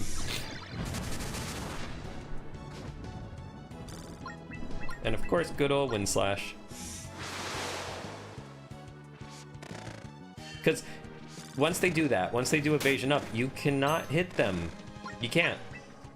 I can hit this guy, but I can't hit the guy on top. It's pointless. Just use magic. You have no choice.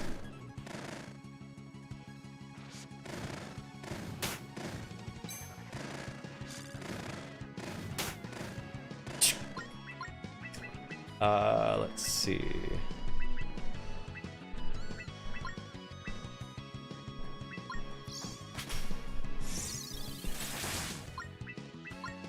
I can hit this guy at least.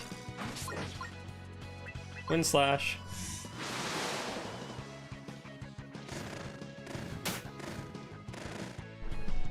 Now, the good part is I'm so fast that they cannot double turn me. I lied, they cannot triple turn me.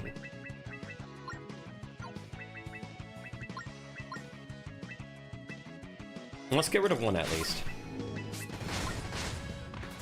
I'll actually have Johan defend, as well as Krista. There we go, good. And, Ether Johan, Relica, Ascendant Slash. Nice knowing ya.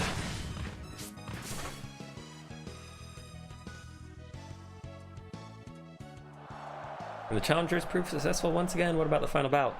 Round 3. Begin.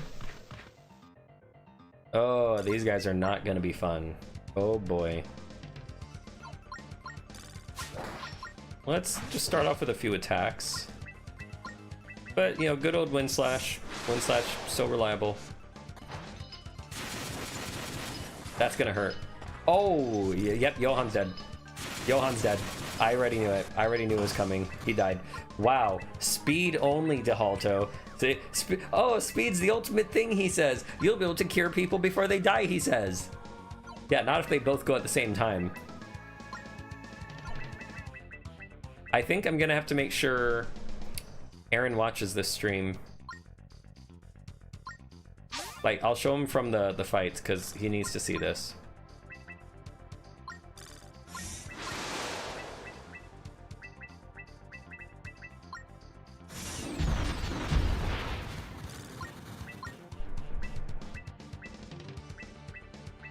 Actually, I'll remember it.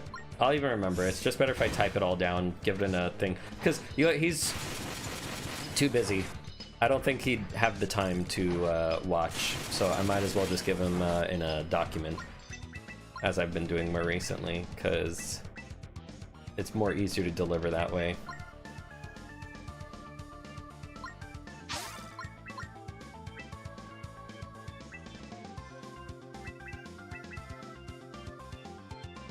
Oh, what to do, what to do.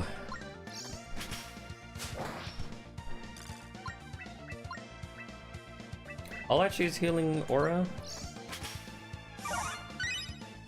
Okay. Oh boy. Let's hope we can get rid of one. If we can get rid of one, we're good. Okay, that was lucky. If they go after Aiden, I'm lucky. Oh, geez. I mean, hey, at least he can take it. Wow, they're holding out. These guys aren't so bad, and they're exclusive to the arena, so...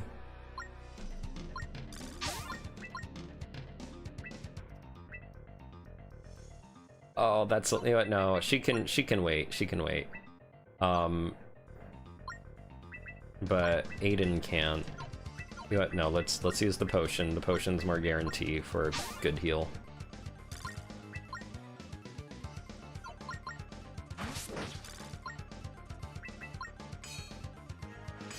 I have a feeling... Oh, interesting. I thought he was going to attack Aiden. I mean, yo. Oh, he is going to attack Aiden. That's good.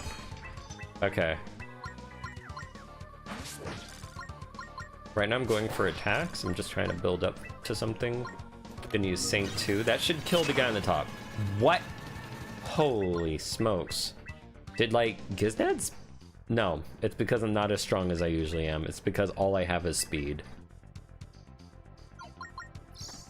Speed and not enough output.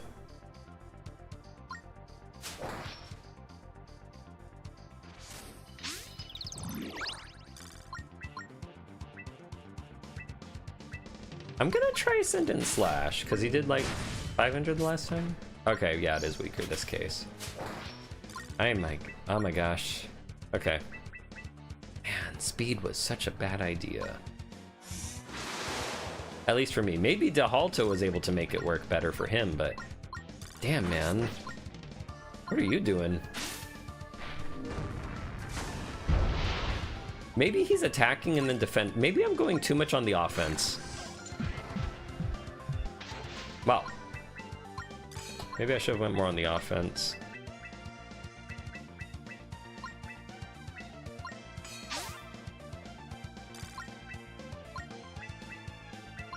I'm gonna try Rockfall. I know it's not gonna do much, but what? Man, did I not say Rockfall was actually pretty good? I was like, man, Rockfall's pretty good. We should use that. Yeah, Rockfall is the one I like giving to Johan because it's the one magic that, I don't know, he seems to have a good time getting some good damage out of it. Good beefy damage. Now we got Dark Bolts from, for the Omega Edge, or Dark Bolt. That's gonna be huge for fighting the final challenge. But it is 10 o'clock. Oh, and we have another diamond ring, which helps. I'm gonna have to try you to, oh my gosh. Now that Bastion Tunic is just so dangerous on this mode. Oh no. This doesn't seem as appealing. I mean, you get more speed, sure, but like, holy smokes. Maybe on Krista? Because she's already gonna like die really fast anyway, right? Oh man, this is gonna be a hard one to use, not gonna lie. Alright, I think though I will stop here. You know, it's a shorter stream, so it'll be easier for me to find what I gotta. That'll be helpful. And it's getting late for me, so yeah, I want to play a little bit of Scarmond. I want to actually try that out. There's another game from one of our indie neighbors, as I like to say. A very Final Fantasy like 1 and 5 type of experience. 1 in graphics, but like 5 with all the job classes and stuff, so, you know, and combinations. So definitely worth checking out. Very cheap. Scarmond. It's yeah, looks really cool, and I'm gonna give it a try tonight if I can, if I don't suddenly get busy with other things. All right, thanks for coming along, thanks for watching, and I hope you have a good day.